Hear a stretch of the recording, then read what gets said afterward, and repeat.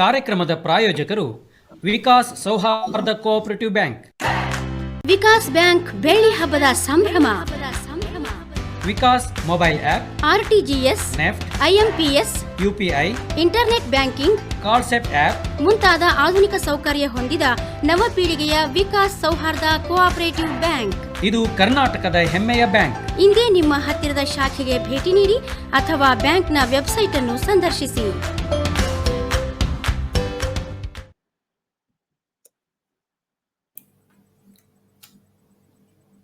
Here is the Silver Jubilee offer for youth. Zero balance savings account. Yuva Vikas Savings Bank account.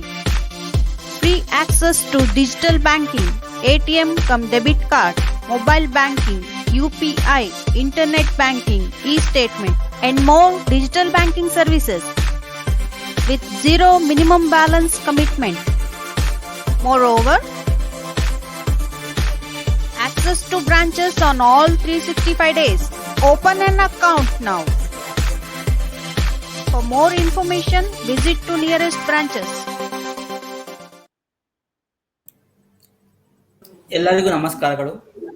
ಕಾತ್ವಂ ಶಿವಕರೆ ಸುಖ ದುಃಖ ಹಸ್ತೆ ಅಗಣಿತಂ ಭವಜಲಂ ಪ್ರಬಲೋಮಿ ಬಂಗೈ ಶಾಂತಿಂ ವಿಧಾತು ಮಿಹಕಿಂ ಬಹುಧಾ ಬಹಮಿಜ್ಞಂ ಮತಃ ಪ್ರಯತ್ನ ಪ್ರಮಾಸಿ ಸದೈವ ವಿಶ್ವೇ ಎಂದರೆ ಸಹನೆ ಮತ್ತು ಸತತ ಪ್ರಯತ್ನದಿಂದ ಎಲ್ಲವನ್ನೂ ಗೆಲ್ಲಬಹುದು ಎಂಬ ಸ್ವಾಮಿ ವಿವೇಕಾನಂದ ನುಡಿಯನ್ನು ನೆನಪಿಸಿಕೊಳ್ಳುತ್ತಾ ಎಲ್ಲರಿಗೂ ಸ್ವಾಮಿ ವಿವೇಕಾನಂದರ ಜಯಂತಿ ರಾಷ್ಟ್ರೀಯ ಯುವ ದಿನದ ಹಾರ್ದಿಕ ಶುಭಾಶಯಗಳನ್ನು ತಿಳಿಸುತ್ತಾ ಇಂದಿನ ಯುವ ವಿಕಾಸ ಸರಣಿಯ 21ನೇ ಕಾರ್ಯಕ್ರಮ ಇಂದಿನ ವಿಷಮ ಪರಿಸ್ಥಿತಿಯಲ್ಲಿ ಯುವಕರ ಪಾತ್ರ, ಸ್ವಾಮಿ ವಿವೇಕಾನಂದರ ಜೀವನ ಸಂದೇಶದ ಪ್ರಸ್ತುತತೆ ಎಂಬ ಕಾರ್ಯಕ್ರಮಕ್ಕೆ ಎಲ್ಲರನ್ನು ಸ್ವಾಗತಿಸುತ್ತೇನೆ. ಎಲ್ಲ ಗ್ರಾಹಕ ಬಂಧುಗಳಿಗೂ ವಿಕಾಸ್ ಬ್ಯಾಂಕಿನ ಅಧಿಕಾರಿ ಶಿವಕುಮಾರ್ ಹಿರೇಮಠ್ ಆದ ನಾನು ಇಂದಿನ ನಮ್ಮ ಬ್ಯಾಂಕಿನ ಬೆಳ್ಳಿ ಹಬ್ಬದ ಪ್ರಯುಕ್ತ ಆಯೋಜಿಸಿರುವ ಯುವ ವಿಕಾಸ್ ಕಾರ್ಯಕ್ರಮಕ್ಕೆ ಎಲ್ಲರನ್ನೂ ಸ್ವಾಗತಿಸುತ್ತೇನೆ. ಇಂದಿನ ನಮ್ಮ ಕಾರ್ಯಕ್ರಮದ ಸಂಪನ್ಮೂಲ ವ್ಯಕ್ತಿಗಳಾದ ಸನ್ಮಾನ್ಯ ಶ್ರೀ ಡಾಕ್ಟರ್ ಸೀತಾರಾಮ್ ಅವರನ್ನು ಕಾರ್ಯಕ್ರಮಕ್ಕೆ ಸ್ವಾಗತಿಸುತ್ತೇನೆ. ಹಾಗೆ ಕಾರ್ಯಕ್ರಮದ ಮುಖ್ಯ ಅತಿಥಿಗಳಾದ ಸನ್ಮಾನ್ಯ ಶ್ರೀ ಉಮೇಶ್ ಹಿರೇಮಠ್ ಅವರನ್ನು ಕಾರ್ಯಕ್ರಮಕ್ಕೆ ಸ್ವಾಗತಿಸುತ್ತೇನೆ. ಹಾಗೆ ಇಂದಿನ ಕಾರ್ಯಕ್ರಮದ ಅಧ್ಯಕ್ಷತೆಯನ್ನು ವಹಿಸಿಕೊಂಡಿರುವ ನಮ್ಮ ಬ್ಯಾಂಕಿನ ನಿರ್ದೇಶಕರಾದ ಸನ್ಮಾನ್ಯ ಶ್ರೀ ಜಿ ದೊಡ್ಡಬೋರಯ್ಯ ಅವರನ್ನು ಕಾರ್ಯಕ್ರಮಕ್ಕೆ ಸ್ವಾಗತಿಸುತ್ತೇನೆ. ಹಾಗೆ ಬೆಳ್ಳಿ ಹಬ್ಬದ ಎಲ್ಲಾ ಕಾರ್ಯಕ್ರಮಗಳಿಗೆ ಮಾರ್ಗದರ್ಶಕರಾದ ನಮ್ಮ ಬ್ಯಾಂಕಿನ ಅಧ್ಯಕ್ಷರಾದ ಸಹಕಾರ ರತ್ನ ಸನ್ಮಾನ್ಯ ಶ್ರೀ ವಿಶ್ವನಾಥ್ ಚ ಹಿರೇಮಠ್ ಅವರನ್ನು ಕಾರ್ಯಕ್ರಮಕ್ಕೆ ಸ್ವಾಗತಿಸುತ್ತೇನೆ. ಈಗ ಕಾರ್ಯಕ್ರಮದ ಪ್ರಥಮ ಹಂತವಾಗಿ ಗಣ್ಯರ ಸ್ವಾಗತ ಮತ್ತು ಪರಿಚಯವನ್ನು ನಡೆಸಿಕೊಡುವಂತೆ ನಮ್ಮ ಬ್ಯಾಂಕಿನ ವ್ಯವಸ್ಥಾಪಕರಾದ ಶ್ರೀ ಚಿನ್ನನಗೌಡ ಮಾಲಿ ಪಾಟೀಲ್ ಅವರಲ್ಲಿ ಕೇಳಿಕೊಳ್ಳುತ್ತೇನೆ.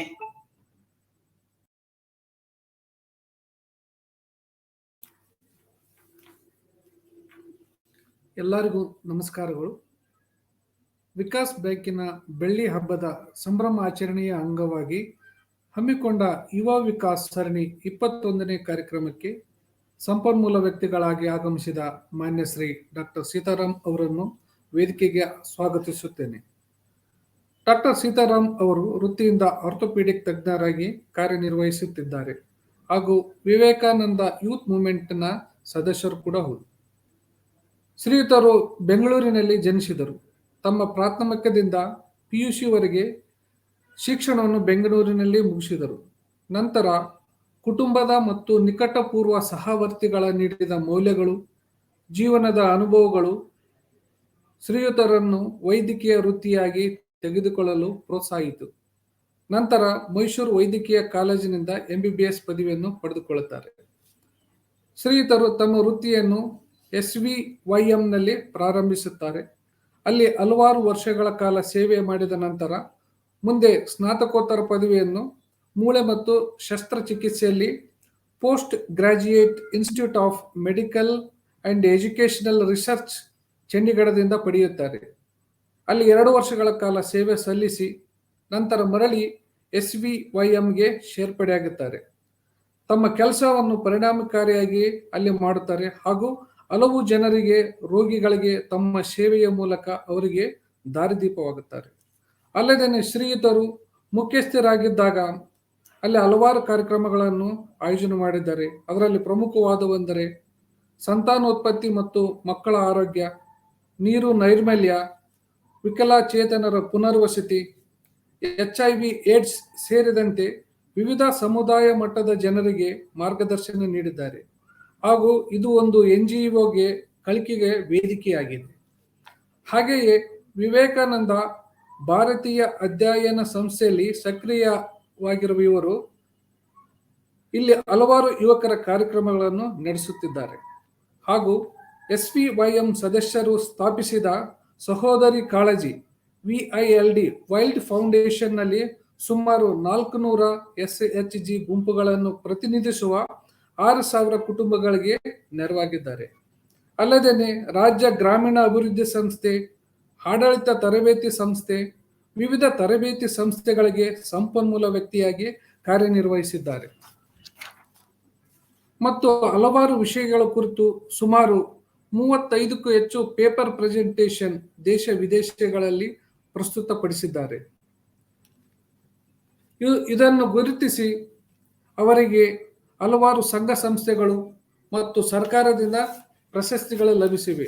ಅವುಗಳಲ್ಲಿ ಪ್ರಮುಖವಾದವು ಎಂದರೆ ರಾಜ್ಯ ಯುವ ಪ್ರಶಸ್ತಿ, ಸದ್ಗುರು ಜ್ಞಾನಾನಂದ ಪ್ರಶಸ್ತಿ, ಪೌಲ್ ಹ್ಯಾರಿಸ್ ಫೆಲೋ ಪ್ರಶಸ್ತಿ, ರಾಷ್ಟ್ರೀಯ ಯುವ ಪ್ರಶಸ್ತಿ, ಸತ್ಪಾಲ್ ಪ್ರಶಸ್ತಿ, ಬಾಬಾ ಸಾಹೇಬ್ ಅಂಬೇಡ್ಕರ್ ರಾಜ್ಯ ಪ್ರಶಸ್ತಿ ಹಾಗೂ NGO ಪ್ರಶಸ್ತಿ ಮತ್ತು ICAI ಇಂದ ಕೂಡ ಪ್ರಶಸ್ತಿ ಪಡೆದಿದ್ದಾರೆ. ಅಲ್ಲದೆ ಶ್ರೀಯುತರು ಸ್ವಾಮಿ ವಿವೇಕಾನಂದ ಯೂತ್ ಮೂವ್ಮೆಂಟ್ನಲ್ಲಿ ಅಜೀವ ಸದಸ್ಯತ್ವ ಹೊಂದಿದ್ದಾರೆ. ವೈಲ್ಡ್ ಫೌಂಡೇಶನ್ ನಲ್ಲಿ ಎಕ್ಸಿಕ್ಯೂಟಿವ್ ಡೈರೆಕ್ಟರ್ ಆಗಿ, ದಿಶಾ ಫೌಂಡೇಶನ್ ನಲ್ಲಿ ಮ್ಯಾನೇಜಿಂಗ್ ಟ್ರಸ್ಟಿಯಾಗಿ, ಸೌತ್ ಏಷ್ಯಾ ರೀಜನ್ಗೆ ರೀಜನಲ್ ಸ್ಟಿಯರಿಂಗ್ ಕಮಿಟಿಯ ಸದಸ್ಯರಾಗಿ, Indian medical association Sargur president ಆಗಿ ಸೇವೆ ಸಲ್ಲಿಸುತ್ತಿದ್ದಾರೆ.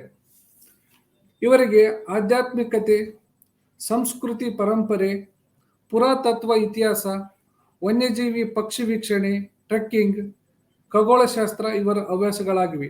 ಅವರನ್ನು ಕಾರ್ಯಕ್ರಮಕ್ಕೆ ಆತ್ಮೀಯವಾಗಿ ಸ್ವಾಗತಿಸುತ್ತೇನೆ. ಅದೇ ರೀತಿಯಾಗಿ ಇಂದಿನ ಕಾರ್ಯಕ್ರಮದ ಮುಖ್ಯ ಅತಿಥಿಗಳಾಗಿ ಆಗಮಿಸಿದಂಥ ಮಾನ್ಯ ಶ್ರೀ ಉಮೇಶ್ ಹಿರೇಮಠರವರನ್ನು ವೇದಿಕೆಗೆ ಸ್ವಾಗತಿಸುತ್ತೇನೆ. ಮೂಲತಃ ಸಿಂಧನೂರಿನವರಾದ ಇವರು BCom ಪದವೀಧರರಾದರು. ಶ್ರೀಯುತರು ತಂದೆಯ ವೃತ್ತಿಯಾದ ಪ್ರಿಂಟಿಂಗ್ ಪ್ರೆಸ್ನಲ್ಲಿ ತಮ್ಮ ವೃತ್ತಿಯನ್ನು ಪ್ರಾರಂಭಿಸಿದರು. ಹಲವಾರು ವರ್ಷಗಳ ಕಾಲ ಅಲ್ಲಿ ನಿರ್ವಹಿಸಿದ್ದಾರೆ. ನಂತರದಲ್ಲಿ ಶ್ರೀಯುತರು ಸಣ್ಣ ಸಿವಿಲ್ ಮತ್ತು ಎಲೆಕ್ಟ್ರಿಕಲ್ ಕಾಂಟ್ರಾಕ್ಟ್ಗಳಲ್ಲಿ ತಮ್ಮನ್ನು ಈಗ ತೊಡಗಿಸಿಕೊಂಡಿದ್ದಾರೆ. ನಮ್ಮ ಮಾತೃ ಸಂಸ್ಥೆಯಾದ ವಿಕಾಸ್ ಯುವಕ ಮಂಡಳ ಸಿಂಧನೂರು ಇದರ ಸಂಸ್ಥಾಪಕ ಸದಸ್ಯರು ಕೂಡ ಹೌದು. ಸಂಘದಲ್ಲಿರುವಾಗ ಸಂಘಟನೆಯ ಜೊತೆಗೆ ಹಲವಾರು ಸಾಂಸ್ಕೃತಿಕ ಮತ್ತು ಕ್ರೀಡಾ ಚಟುವಟಿಕೆಗಳನ್ನು ಆಯೋಜಿಸಿದ್ದಾರೆ. ಇವರಿಗೆ ಪ್ರಚಲಿತ ವಿದ್ಯಮಾನಗಳ ತಿಳಿದುಕೊಳ್ಳುವ ಕುರಿತು ತುಂಬಾ ಆಸಕ್ತಿದಾಯಕ ಮತ್ತು ಒಲವು ಕೂಡ ಹೌದು. ಅವರನ್ನು ಕಾರ್ಯಕ್ರಮಕ್ಕೆ ಆತ್ಮೀಯವಾಗಿ ಸ್ವಾಗತಿಸುತ್ತೇನೆ. ಅದೇ ರೀತಿಯಾಗಿ ಇಂದಿನ ಕಾರ್ಯಕ್ರಮದ ಅಧ್ಯಕ್ಷತೆಯನ್ನು ವಹಿಸಿಕೊಂಡಿರುವ ಬ್ಯಾಂಕಿನ ನಿರ್ದೇಶಕರಾದ ಮಾನ್ಯ ಶ್ರೀ G ದೊಡ್ಡಬೋರಯ್ಯ ಅವರನ್ನು ಆತ್ಮೀಯವಾಗಿ ಸ್ವಾಗತಿಸುತ್ತೇನೆ. ಶ್ರೀಯುತರು ಕಮಲಾಪುರದವರು. ವೃತ್ತಿಯಿಂದ ಚಾರ್ಟರ್ಡ್ ಅಕೌಂಟೆಂಟ್ ಆದ ಇವರು ವಿಕಾಸ್ ಬ್ಯಾಂಕಿನ 2ನೇ ಅವಧಿಗೆ ನಿರ್ದೇಶಕರಾಗಿ ಸೇವೆ ಸಲ್ಲಿಸುತ್ತಿದ್ದಾರೆ. ಅಲ್ಲದೆ ಇವರಿಗೆ ಓದು ಮತ್ತು ಸಂಗೀತದಲ್ಲಿ ವಿಶೇಷ ಆಸಕ್ತಿ ಹೊಂದಿದ್ದಾರೆ. ಅವರನ್ನು ಕಾರ್ಯಕ್ರಮಕ್ಕೆ ಆತ್ಮೀಯವಾಗಿ ಸ್ವಾಗತಿಸುತ್ತೇನೆ. ಅಂತೆಯೇ ಬೆಳ್ಳಿ ಹಬ್ಬದ ಎಲ್ಲಾ ಕಾರ್ಯಕ್ರಮಗಳಿಗೆ ಮಾರ್ಗದರ್ಶಕರಾಗಿರುವ ಬ್ಯಾಂಕಿನ ಅಧ್ಯಕ್ಷರಾದ ಸಹಕಾರ ರತ್ನ ಶ್ರೀ ವಿಶ್ವನಾಥ್ ಚ ಹಿರೇಮಠರವರಿಗೆ ತುಂಬು ಹೃದಯದ ಸ್ವಾಗತವನ್ನು ಕೋರುತ್ತೇನೆ. ಹಾಗೇನೆ ಏರ್ಮಿಟ್ ವೆಬಿನಾರ್, ಯೂಟ್ಯೂಬ್ ಮತ್ತು ಫೇಸ್ಬುಕ್ನಲ್ಲಿ ಲೈವ್ ಮೂಲಕ ಇಂದಿನ ಕಾರ್ಯಕ್ರಮದಲ್ಲಿ ಪಾಲ್ಗೊಂಡ ಅತಿಥಿ ಗಣ್ಯರು, ಆಮಂತ್ರಿತರು, ಬ್ಯಾಂಕಿನ ಸದಸ್ಯರು, ಗ್ರಾಹಕರು ಸೇರಿದಂತೆ ಪತ್ರಿಕಾ ಹಾಗೂ ದೃಶ್ಯ ಮಾಧ್ಯಮದ ಎಲ್ಲ ಬಂಧುಗಳಿಗೆ ನಮ್ಮ ಬ್ಯಾಂಕಿನ ಆಡಳಿತ ಮಂಡಳಿ ಹಾಗೂ ಸಿಬ್ಬಂದಿಗಳ ಪರವಾಗಿ ತುಂಬು ಹೃದಯದ ಸ್ವಾಗತವನ್ನು ಕೋರುತ್ತೇನೆ. ನಮಸ್ಕಾರ.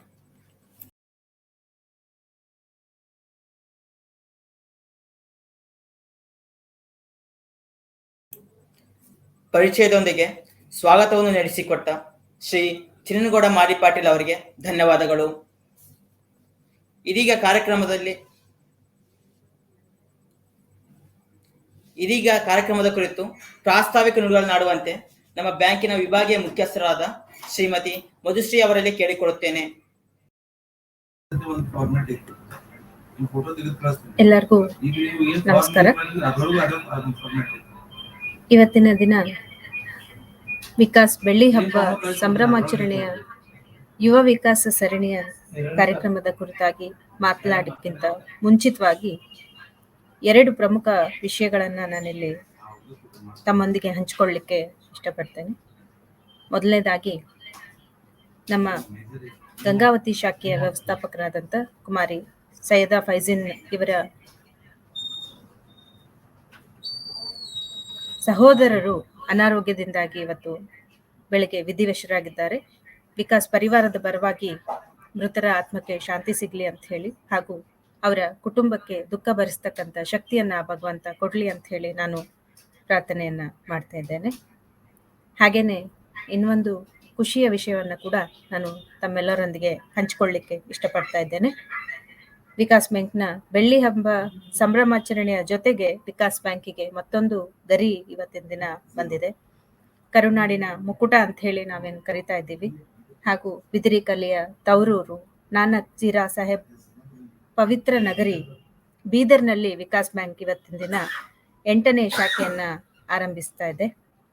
ಬೀದರ್ನ ಮಹಿಳಾ ಬ್ಯಾಂಕ್ ಇವತ್ತಿನ ದಿನ ಅಧಿಕೃತವಾಗಿ ವಿಕಾಸ್ ಬ್ಯಾಂಕ್ನಲ್ಲಿ ವಿಲೀನಗೊಂಡು ವಿಕಾಸ್ ಬ್ಯಾಂಕ್ನ 8ನೇ ಶಾಖೆಯಾಗಿ ಕಾರ್ಯಪ್ರಾರಂಭವನ್ನ ಮಾಡ್ತಾ ಇದೆ. ಈ ಒಂದು ಸಂದರ್ಭದಲ್ಲಿ ಬ್ಯಾಂಕಿನ ಆಡಳಿತ ಮಂಡಳಿ ಹಾಗೂ ಸಿಬ್ಬಂದಿ ವೃಂದದ ಪರವಾಗಿ ನಮ್ಮೆಲ್ಲ ಗ್ರಾಹಕರಿಗೆ, ಸದಸ್ಯರಿಗೆ ನಾನು ಅಭಿನಂದನೆಗಳನ್ನ ಸಲ್ಲಿಸ್ತಾ ಇದ್ದೇನೆ. ಹಾಗೇನೆ ಒಂದು ವಿಶೇಷವಾದ ದಿನ ಅಂತ ಹೇಳಿ ನಾವು ಕರಿಬಹುದು. ಅವರು ತಮ್ಮ ಮಾತಿನಲ್ಲಿ ಯಾವಾಗಲೂ ಹೇಳ್ತಾ ಇರ್ತಾರೆ, ಹಿಂದಿರುಗಿ ನೋಡಬೇಡಿ, ಯಾವಾಗಲೂ ಮುನ್ನಡೆಯಿರಿ, ಅನಂತ ಶಕ್ತಿ, ಅನಂತ ಉತ್ಸಾಹ, ಅನಂತ ಸಾಹಸ ಮತ್ತು ಅನಂತ ತಾಳ್ಮೆ ಇವುಗಳಿದ್ದಾಗ ಮಾತ್ರ ಮಹತ್ ಕಾರ್ಯಗಳನ್ನ ಸಾಧಿಸಲಿಕ್ಕೆ ಸಾಧ್ಯ ಅಂತ ಹೇಳಿ ತಾವು ತಿಳಿದುಕೊಳ್ತಾ ಇರುವಂಥದ್ದು ಸತ್ಯ. ವೀರ ಸನ್ಯಾಸಿ ಸ್ವಾಮಿ ವಿವೇಕಾನಂದರವರ ಜಯಂತಿಯ ಶುಭಾಶಯಗಳನ್ನ ಹಾಗೂ ರಾಷ್ಟ್ರೀಯ ಯುವ ದಿನದ ಶುಭಾಶಯಗಳನ್ನ ನಮ್ಮೆಲ್ಲ ಯುವ ಜನತೆಗೆ ನಾನು ಹೇಳಲಿಕ್ಕೆ ಇಷ್ಟಪಡ್ತಾ ಇದ್ದೇನೆ.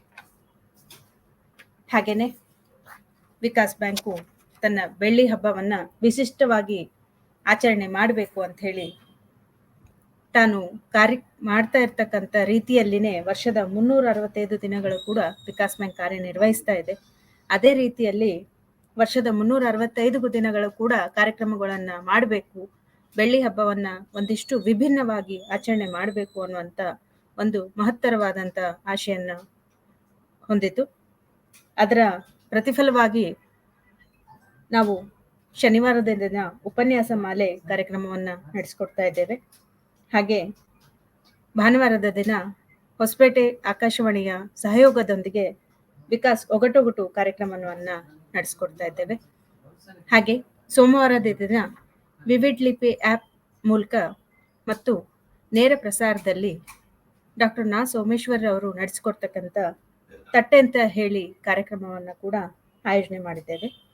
ಅದೇ ರೀತಿ ಒಂದಿಷ್ಟು ಸಾಧಕರಿಗೆ ಹಾಗೂ ರಸಪ್ರಶ್ನೆ ಕಾರ್ಯಕ್ರಮಗಳನ್ನು ಆಯೋಜನೆ ಮಾಡಬೇಕು, ಯಾರೆಲ್ಲ ಪರೀಕ್ಷೆಗಳನ್ನು ಎದುರಿಸ್ತಾ ಇದ್ದಾರೆ ಅವರಿಗೆ ಅದರ ಉಪಯೋಗ ಆಗಲಿ ಅಂತ ಹೇಳಿ ರಸಪ್ರಶ್ನೆ ಕಾರ್ಯಕ್ರಮವನ್ನು ಆಯೋಜನೆ ಮಾಡ್ತಾ ಇದ್ದೇವೆ ಪ್ರತಿ ಮಂಗಳವಾರದ ದಿನ.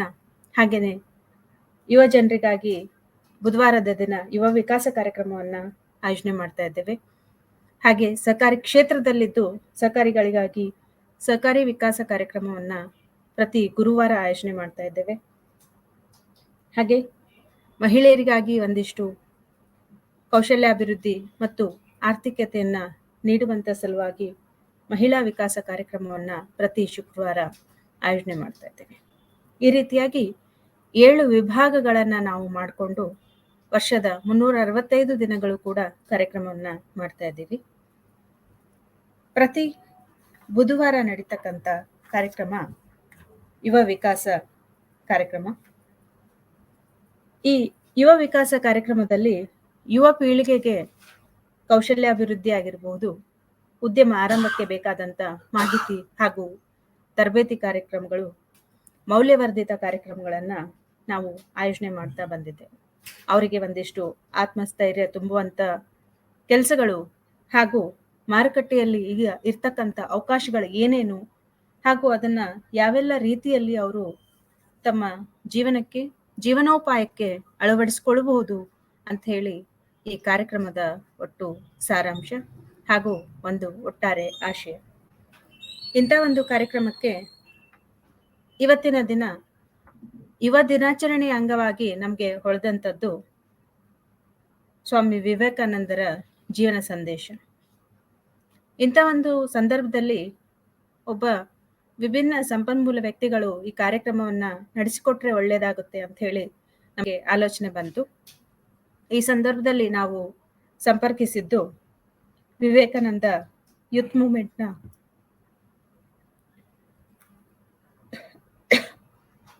ಶ್ರೀ KS ಜಯಂತ್ ಅವರನ್ನ. ಅವರು ನಮಗೆ ಡಾಕ್ಟರ್ ಸೀತಾರಾಮ್ ರವರನ್ನ ಪರಿಚಯ ಮಾಡಿಕೊಟ್ರು. ಡಾಕ್ಟರ್ ಸೀತಾರಾಮ್ ರವರು ವಿವೇಕಾನಂದ ಯೂತ್ ಮೂವ್ಮೆಂಟ್ನ ಸ್ಥಾಪಕ ಸದಸ್ಯರಲ್ಲಿ ಒಬ್ಬರು ಅಂತ ಹೇಳಿ ನಮಗೆ ಪರಿಚಯ ಇದ್ದಾರೆ. ಹಾಗಾಗಿ ಇದಕ್ಕಿಂತ ಸೂಕ್ತ ಸಂಪನ್ಮೂಲ ವ್ಯಕ್ತಿಗಳು ನಮಗೆ ಈ ಕಾರ್ಯಕ್ರಮಕ್ಕೆ ಸೂಕ್ತ ಅಲ್ಲ ಅಂತ ಹೇಳಿ ಅನ್ನಿಸ್ತು. ಇವತ್ತಿನ ದಿನ ಡಾಕ್ಟರ್ ಸೀತಾರಾಮ್ ರವರು ಇಂದಿನ ವಿಷಮ ಪರಿಸ್ಥಿತಿಯಲ್ಲಿ, ಅಂದ್ರೆ ಕರೋನಾದಂತಹ ಇಂಥ ಕಾಲದಲ್ಲಿ ಯುವಕರ ಪಾತ್ರ ಯಾವ ರೀತಿ ಆಗಿರಬೇಕು, ಹಾಗೇನೆ ಸ್ವಾಮಿ ವಿವೇಕಾನಂದರ ಜೀವನ ಸಂದೇಶದ ಪ್ರಸ್ತುತತೆ ಯಾವ ರೀತಿಯಾಗಿದೆ ಅಂತ ಹೇಳಿ ಅವರು ತಮ್ಮ ವಿಷಯವನ್ನ ಮಂಡನೆ ಮಾಡ್ತಾ ಇದ್ದಾರೆ. ತಾವು ವೃತ್ತಿಯಲ್ಲಿ ವೈದ್ಯರಾಗಿದ್ರೂ ಕೂಡ ಇಂಥ ಒಂದು ಸಾಮಾಜಿಕ ಕಾರ್ಯಗಳನ್ನ, ಪ್ರೋತ್ಸಾಹ ನೀಡ್ತಕ್ಕಂಥ ಕಾರ್ಯಕ್ರಮಗಳನ್ನ ಹಾಗೂ ವಿವೇಕಾನಂದ ಭಾರತೀಯ ಅಧ್ಯಯನ ಸಂಸ್ಥೆಯಲ್ಲಿ ತಮ್ಮನ್ನು ತಾವು ತೊಡಗಿಸಿಕೊಂಡು ಹಲವಾರು ಯುವಕರ ಕಾರ್ಯಕ್ರಮಗಳನ್ನ ನೀಡ್ತಾ ಬಂದಿದ್ದಾರೆ.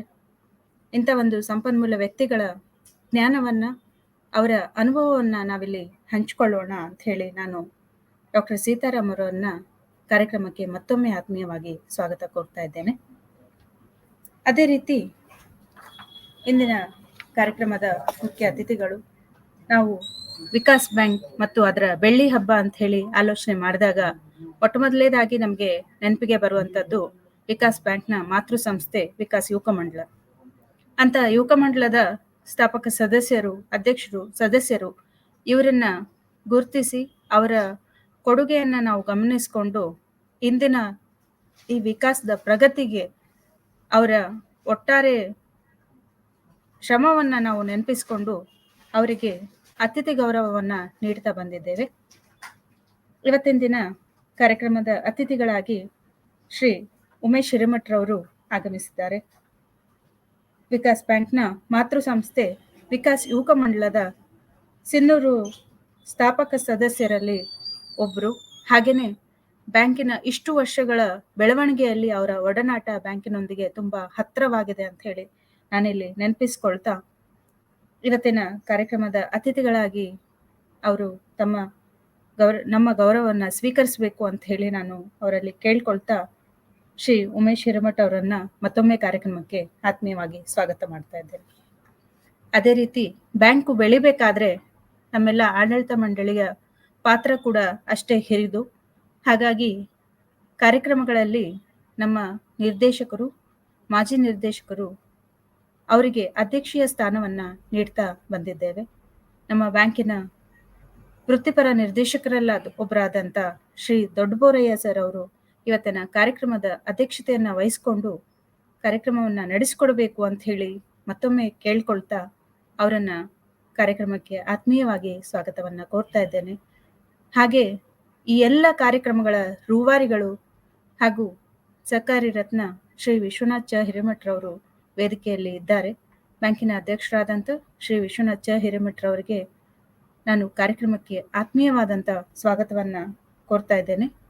ಈ ಎಲ್ಲ ಯುವ ವಿಕಾಸ ಸರಣಿಯ ಕಾರ್ಯಕ್ರಮಗಳು ಯುವ ಜನತೆಯನ್ನ ಗಮನದಲ್ಲಿ ಇಟ್ಕೊಂಡ್ಬಿಟ್ಟು ನಾವು ಮಾಡ್ತಾ ಇರೋದ್ರಿಂದ ಯುವ ಜನತೆ ಹೆಚ್ಚಿನ ರೀತಿಯಲ್ಲಿ ಭಾಗವಹಿಸಬೇಕು ಹಾಗೂ ಕಾರ್ಯಕ್ರಮದ ಉಪಯೋಗವನ್ನ ತಗೊಳ್ಬೇಕು ಅಂತ ಹೇಳಿ ನಾನು ತಮ್ಮಲ್ಲಿ ವಿನಂತಿ ಮಾಡಿಕೊಳ್ತಾ ನನ್ನ ಪ್ರಾಸ್ತಾವಿಕ ನುಡಿಗಳಿಗೆ ವಿರಾಮವನ್ನ ಕೊಡ್ತಾ ಇದ್ದೇನೆ. ಧನ್ಯವಾದಗಳು. ವಿಕಾಸ್ ಬ್ಯಾಂಕಿನ ಬೆಳ್ಳಿ ಹಬ್ಬದ ಪ್ರಯುಕ್ತ ಆಯೋಜಿಸಿರುವ 10 ಹಲವಾರು ಕಾರ್ಯಕ್ರಮಗಳ ಬಗ್ಗೆ ಪ್ರಾಸ್ತಾವಿಕ ನುಡಿಗಳನ್ನಾಡಿದ ಶ್ರೀಮತಿ ಮಧುಶ್ರೀ ಅವರಿಗೆ ಧನ್ಯವಾದಗಳು. ಇದೀಗ ಕಾರ್ಯಕ್ರಮದಲ್ಲಿ ಪಾಲ್ಗೊಂಡ ಮುಖ್ಯ ಅತಿಥಿಗಳಾದ ಶ್ರೀ ಉಮೇಶ್ ಹಿರೇಮಠ್ ಅವರು ಅತಿಥಿ ನುಡಿಗಳನ್ನಾಡುವಂತೆ ಕೇಳಿಕೊಳ್ಳುತ್ತೇನೆ.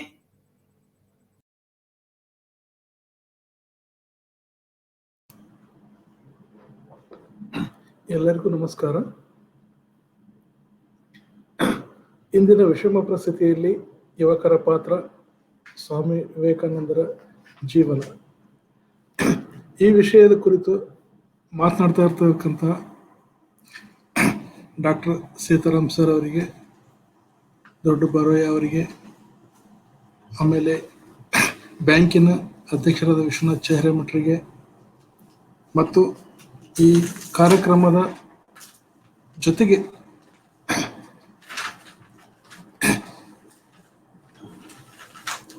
ಇದನ್ನು ಮಾಡ್ತಕ್ಕಂಥ ಸಹಕರಿಸಿ ಒಳ್ಳೆಯ ಒಂದು ಕಾರ್ಯಕ್ರಮವನ್ನು ನೀಡ್ತಾ ಇರ್ತಕ್ಕಂಥ ಎಲ್ಲ ಸಿಬ್ಬಂದಿಗಳಿಗೂ ನನ್ನ ನಮಸ್ಕಾರಗಳು.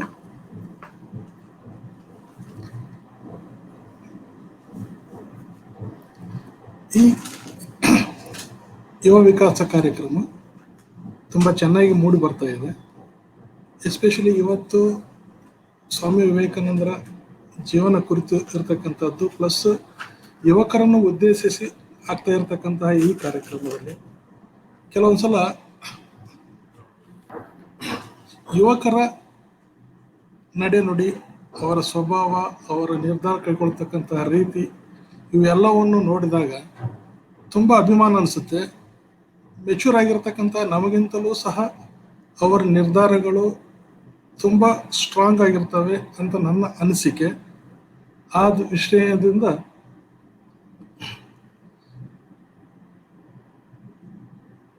ಕಾರ್ಯಕ್ರಮವನ್ನು ಮುಂದುವರಿಸೋದಕ್ಕೆ ನಾನು ತಮ್ಮ ಎಲ್ಲರಿಗೂ ಇದನ್ನು ಮಾಡ್ತಾ ಇದ್ದೀನಿ, ರಿಕ್ವೆಸ್ಟ್ ಮಾಡ್ಕೊಳ್ತಾ ಇದ್ದೀನಿ. ನಮಸ್ಕಾರ.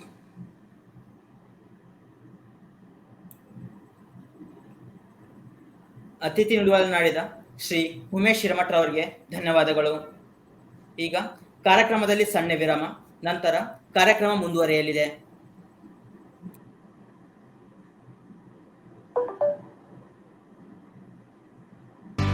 ವಿಕಾಸ್ ಬ್ಯಾಂಕ್ ಬೆಳ್ಳಿ ಹಬ್ಬದ ಸಂಭ್ರಮ. ಬನ್ನಿ, ವ್ಯವಹಾರ ಅಭಿವೃದ್ಧಿಗೆ, ವೈಯಕ್ತಿಕ ಏಳಿಗೆಗಾಗಿ ಸಾಲ ಸೌಲಭ್ಯ, ಗೃಹ ಸಾಲ, ವಾಹನ ಸಾಲ, ವ್ಯಾಪಾರ ಸಾಲ, ಬಂಗಾರದ ಆಭರಣಗಳ ಸಾಲ, ಭದ್ರತಾ ಸಾಲ, ಸಣ್ಣ ಮತ್ತು ಮಧ್ಯಮ ಉದ್ಯಮ ಸಾಲ ಮುಂತಾದ ಸಾಲ ಸೌಕರ್ಯ ಹೊಂದಿದ ನವಪೀಳಿಗೆಯ ವಿಕಾಸ್ ಸೌಹಾರ್ದ ಕೋಆಪರೇಟಿವ್ ಬ್ಯಾಂಕ್. ಇದು ಕರ್ನಾಟಕದ ಹೆಮ್ಮೆಯ ಬ್ಯಾಂಕ್. ಇಂದೇ ನಿಮ್ಮ ಹತ್ತಿರದ ಶಾಖೆಗೆ ಭೇಟಿ ನೀಡಿ ಅಥವಾ ಬ್ಯಾಂಕ್ನ ವೆಬ್ಸೈಟ್ ಅನ್ನು ಸಂದರ್ಶಿಸಿ.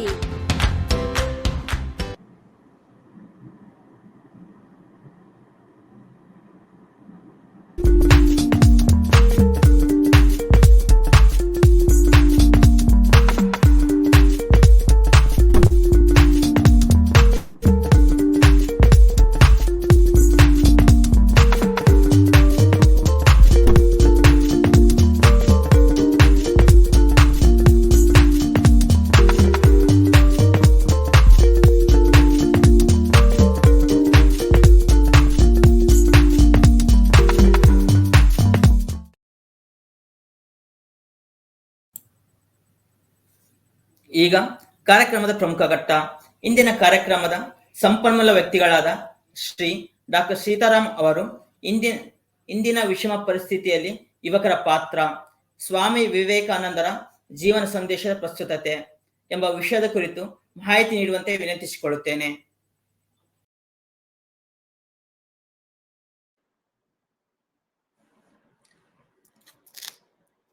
ಎಲ್ಲರಿಗೆ ನಮಸ್ಕಾರ. ಓಂ ತತ್ಸತ್. ಈ ಕಾರ್ಯಕ್ರಮಕ್ಕೆ ನನ್ನನ್ನು ಆಹ್ವಾನಿಸಿ ನನ್ನ ಕೆಲವು ವಿಚಾರಗಳನ್ನು ಹಂಚಿಕೊಳ್ಳೋದಿಕ್ಕೆ ಅವಕಾಶ ಮಾಡಿಕೊಟ್ಟಂತಹ ವಿಕಾಸ್ ಬ್ಯಾಂಕಿನ ಎಲ್ಲ ಸಿಬ್ಬಂದಿ ವರ್ಗದವರಿಗೆ, ಎಲ್ಲ ಸ್ನೇಹಿತರಿಗೆ ನನ್ನ ಹೃತ್ಪೂರ್ವಕವಾದಂಥ ನಮಸ್ಕಾರಗಳು. ಬೆಳ್ಳಿ ಹಬ್ಬವನ್ನ ಆಚರಿಸ್ತಾ ಇರುವಂತ ನಿಮ್ಮ ಸಂಸ್ಥೆಗೆ ಬಹಳ ಹೆಮ್ಮೆಯ ಒಂದು ಘಟ್ಟವನ್ನ ತಲುಪಿ ಅನೇಕ ಸಾಧನೆಗಳನ್ನ ಮಾಡಿ ಇನ್ನು ಹೆಚ್ಚಿನ ಸಾಧನೆಗಳತ್ತ ಮುಂದೆ ಹೋಗ್ತಾ ಇರುವಂತ ನಿಮ್ಮೆಲ್ಲರಿಗೆ ಹೃತ್ಪೂರ್ವಕವಾದಂತ ಅಭಿನಂದನೆಗಳು. ಇನ್ನು ಹೆಚ್ಚಿನ ಸಾಧನೆಗಳನ್ನ ಮಾಡ್ತಾ ಹೆಚ್ಚಿನ ಜನಕ್ಕೆ ಅನುಕೂಲ ಆಗುವಂತ ಕಾರ್ಯಗಳು ನಿಮ್ಮೆಲ್ಲರಿಂದ ಜರುಗಲಿ ಅಂತ ನನ್ನ ಆಶಯವನ್ನ ವ್ಯಕ್ತಪಡಿಸೋದಕ್ಕೆ ಇಚ್ಛೆ ಪಡ್ತೇನೆ.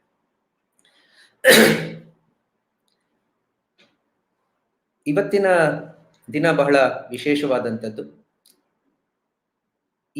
ಈ ಘಟ್ಟ ಕೂಡ ಬಹಳ ಮುಖ್ಯವಾದಂಥದ್ದು. ಸೊ ಯಾವುದು ಒಳ್ಳೆಯದು, ಯಾವುದು ಅಷ್ಟು ಒಳ್ಳೆಯ ವಿಚಾರಗಳಲ್ಲ, ಎಲ್ಲವನ್ನೂ ಕೂಡ ನಾವು ಸಮವಾಗಿ ಸ್ವೀಕರಿಸಿ ನಮ್ಮ ವಿವೇಕವನ್ನ ಬಳಸಿ ಆನಂದದ ಕಡೆ ಹೋಗುವಂಥದ್ದು ಬಹಳ ಮುಖ್ಯವಾದಂತ ಒಂದು ಸಂಗತಿ.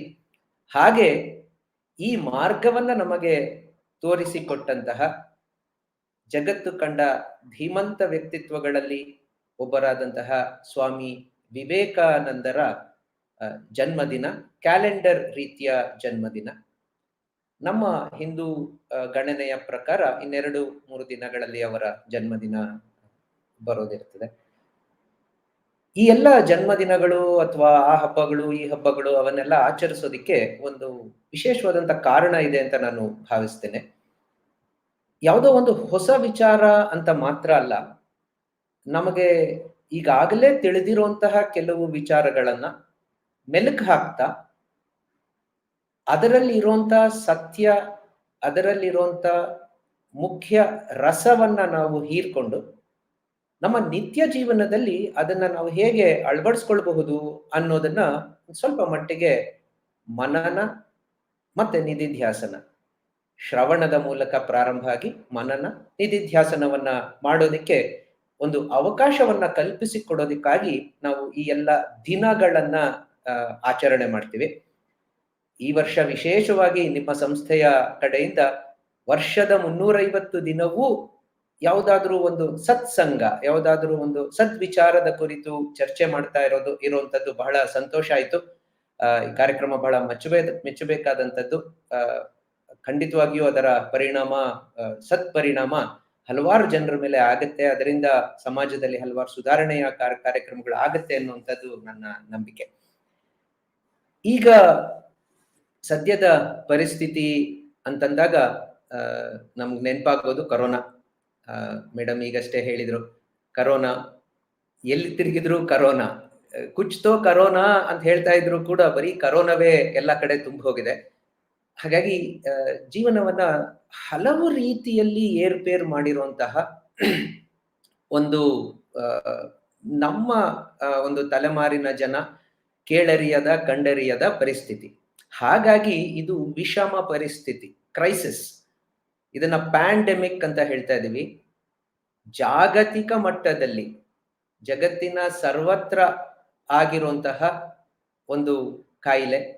ಸೊ ಅದರಿಂದಾಗಿ ಕೇವಲ ಒಂದು ಸಣ್ಣ ವೈರಸ್ ಒಂದು ಕಾಯಿಲೆಯನ್ನ ಉಂಟು ಮಾಡ್ತದೆ ಅಂತ ನಮಗೆಲ್ಲ ಗೊತ್ತು.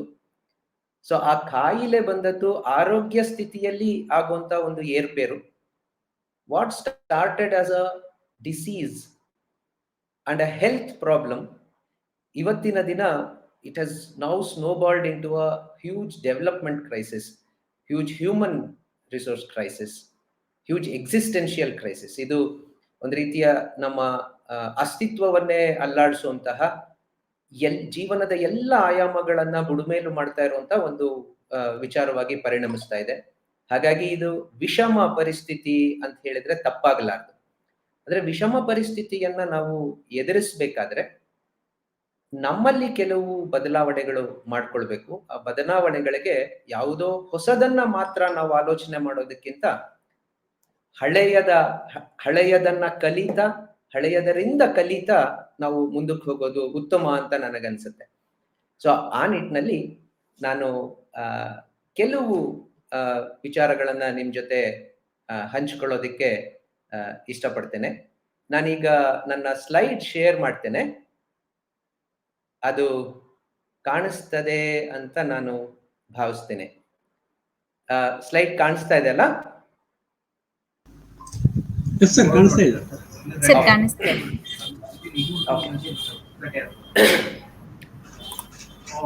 ನಾವೆಲ್ಲ DVG ಅವರನ್ನ ಕೇಳಿದೀವಿ ಅಂತ ಭಾವಿಸ್ತೀನಿ.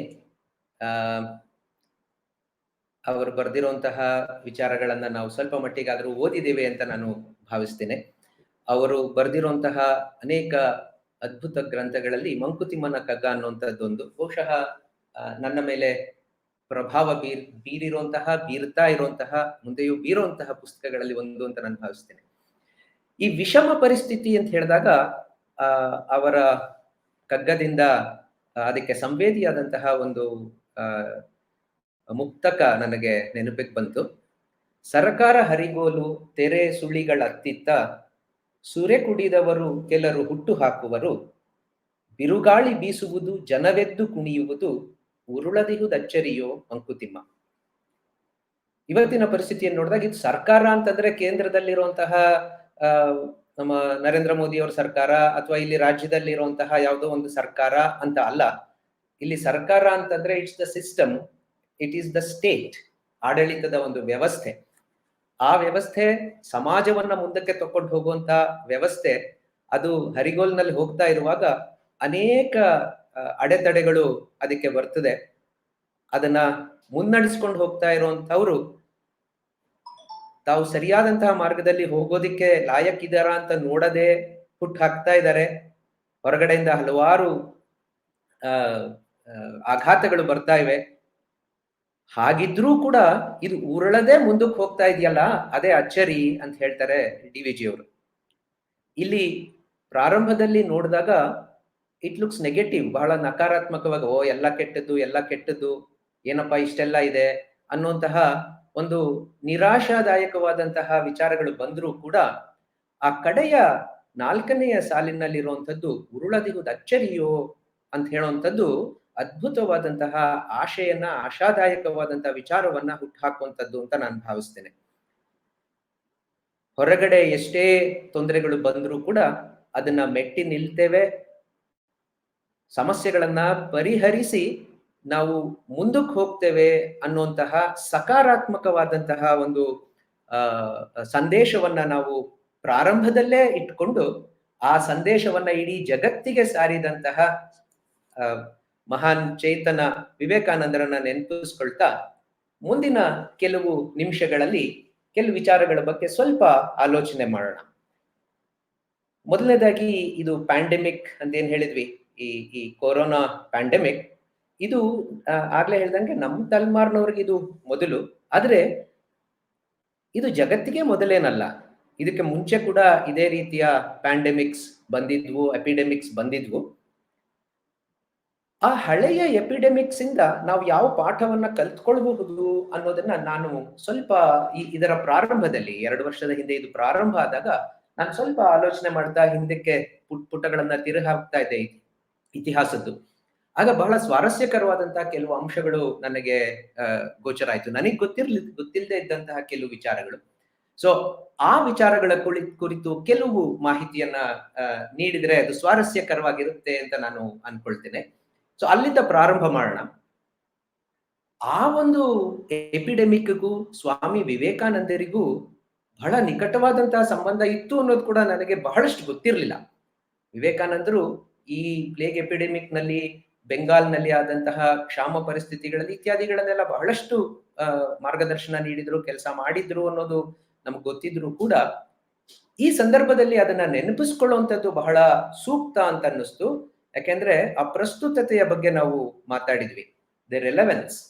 ಅವತ್ತಿನ ದಿನ ಸ್ವಾಮಿ ವಿವೇಕಾನಂದರು ಹಾಕಿಕೊಟ್ಟಂತಹ ಕೆಲವು ಮಾರ್ಗಗಳು, ಕೆಲವು ಮಾರ್ಗಸೂಚಿಗಳು ಇವತ್ತಿಗೂ ಎಷ್ಟು ಪ್ರಸ್ತುತ ಅನ್ನೋದನ್ನ ನಾವು ಸ್ವಲ್ಪ ಮೆಲುಕು ಹಾಕಿ ನೋಡೋಣ.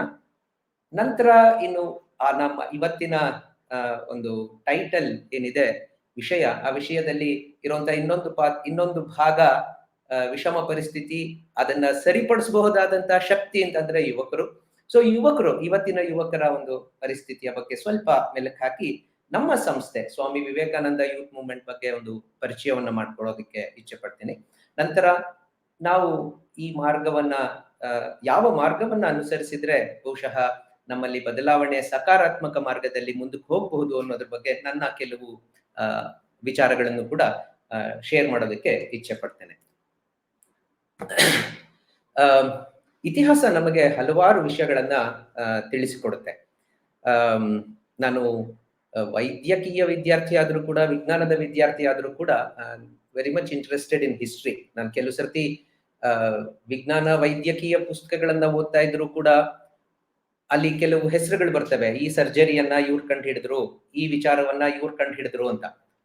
ಆ ವಿಚಾರದ ಕುರಿತಂತೆ ಓದುವಷ್ಟೇ ಆಸಕ್ತಿಯಿಂದ ನಾನು ಆ ವ್ಯಕ್ತಿಯ ಬಗ್ಗೆ ಕೂಡ ಓದೋದಿಕ್ ಪ್ರಯತ್ನ ಪಡ್ತಾ ಇದ್ದೆ. ಅದು ನನಗನ್ಸುತ್ತೆ ಆ ಹಿನ್ನೆಲೆಯನ್ನ ನಾವು ತಿಳ್ಕೊಂಡಾಗ ವಿಚಾರಗಳು ನಮಗೆ ಇನ್ನೂ ಹೆಚ್ಚು ಸ್ಪಷ್ಟವಾಗ್ತವೆ, ನೆನಪಿನಲ್ಲಿ ಉಳಿತವೆ ಅಂತ. ಸೊ ಹಾಗೆ ಈ ಕೊರೋನಾ ಪ್ಯಾಂಡೆಮಿಕ್ ಪ್ರಾರಂಭ ಆದಾಗ ಇದಕ್ಕೆ ಹಿಂದೆ ಬಂದಂತ ಪ್ಯಾಂಡೆಮಿಕ್ಸ್ ಯಾವುದು ಅಂತೆಲ್ಲ ನಾವು ಸ್ವಲ್ಪ ನೋಡಿದ್ವಿ. ಬಹಳ ಹತ್ತಿರದ ಒಂದು ಉಪಮೆ, ಒಂದು ಕಂಪ್ಯಾರಿಸನ್ ಅಂತಂದ್ರೆ 1990ರಲ್ಲಿ ಆದಂತಹ ಇನ್ಫ್ಲೂಯೆನ್ಸಾ ಎಪಿಡೆಮಿಕ್. ಯಾಕೆಂದ್ರೆ ಎರಡೂ ಆದಂತದ್ದು ವೈರಸ್ ನಿಂದ, ಇದು ವೈರಸ್ ಅದು ವೈರಸ್, ಅದು ಹಲವಾರು ವರ್ಷಗಳ ಕಾಲ ಜನಜೀವನವನ್ನ ಅಲ್ಲಾಡಿಸ್ಬಿಡ್ತು. ಆದ್ರೆ ಅದಕ್ಕಿಂತ ಮುಂಚಿತವಾಗಿ ಪ್ಲೇಗ್ ಅನ್ನುವಂತಹ ಕಾಯಿಲೆ, ಮಹಾಮಾರಿ ನಮ್ಮ ಕ್ಷೇತ್ರದಲ್ಲಿ ಏಷ್ಯಾ, ದಕ್ಷಿಣ ಏಷ್ಯಾ ಮತ್ತೆ ಚೈನಾದಲ್ಲಿ ಬಹಳ ದೊಡ್ಡ ರೀತಿಯಲ್ಲಿ ಹರಡಿತ್ತು. Sir, Siddarama sir. ಹಾ ಹೇಳಿ ಸರ್. ಹಲೋ.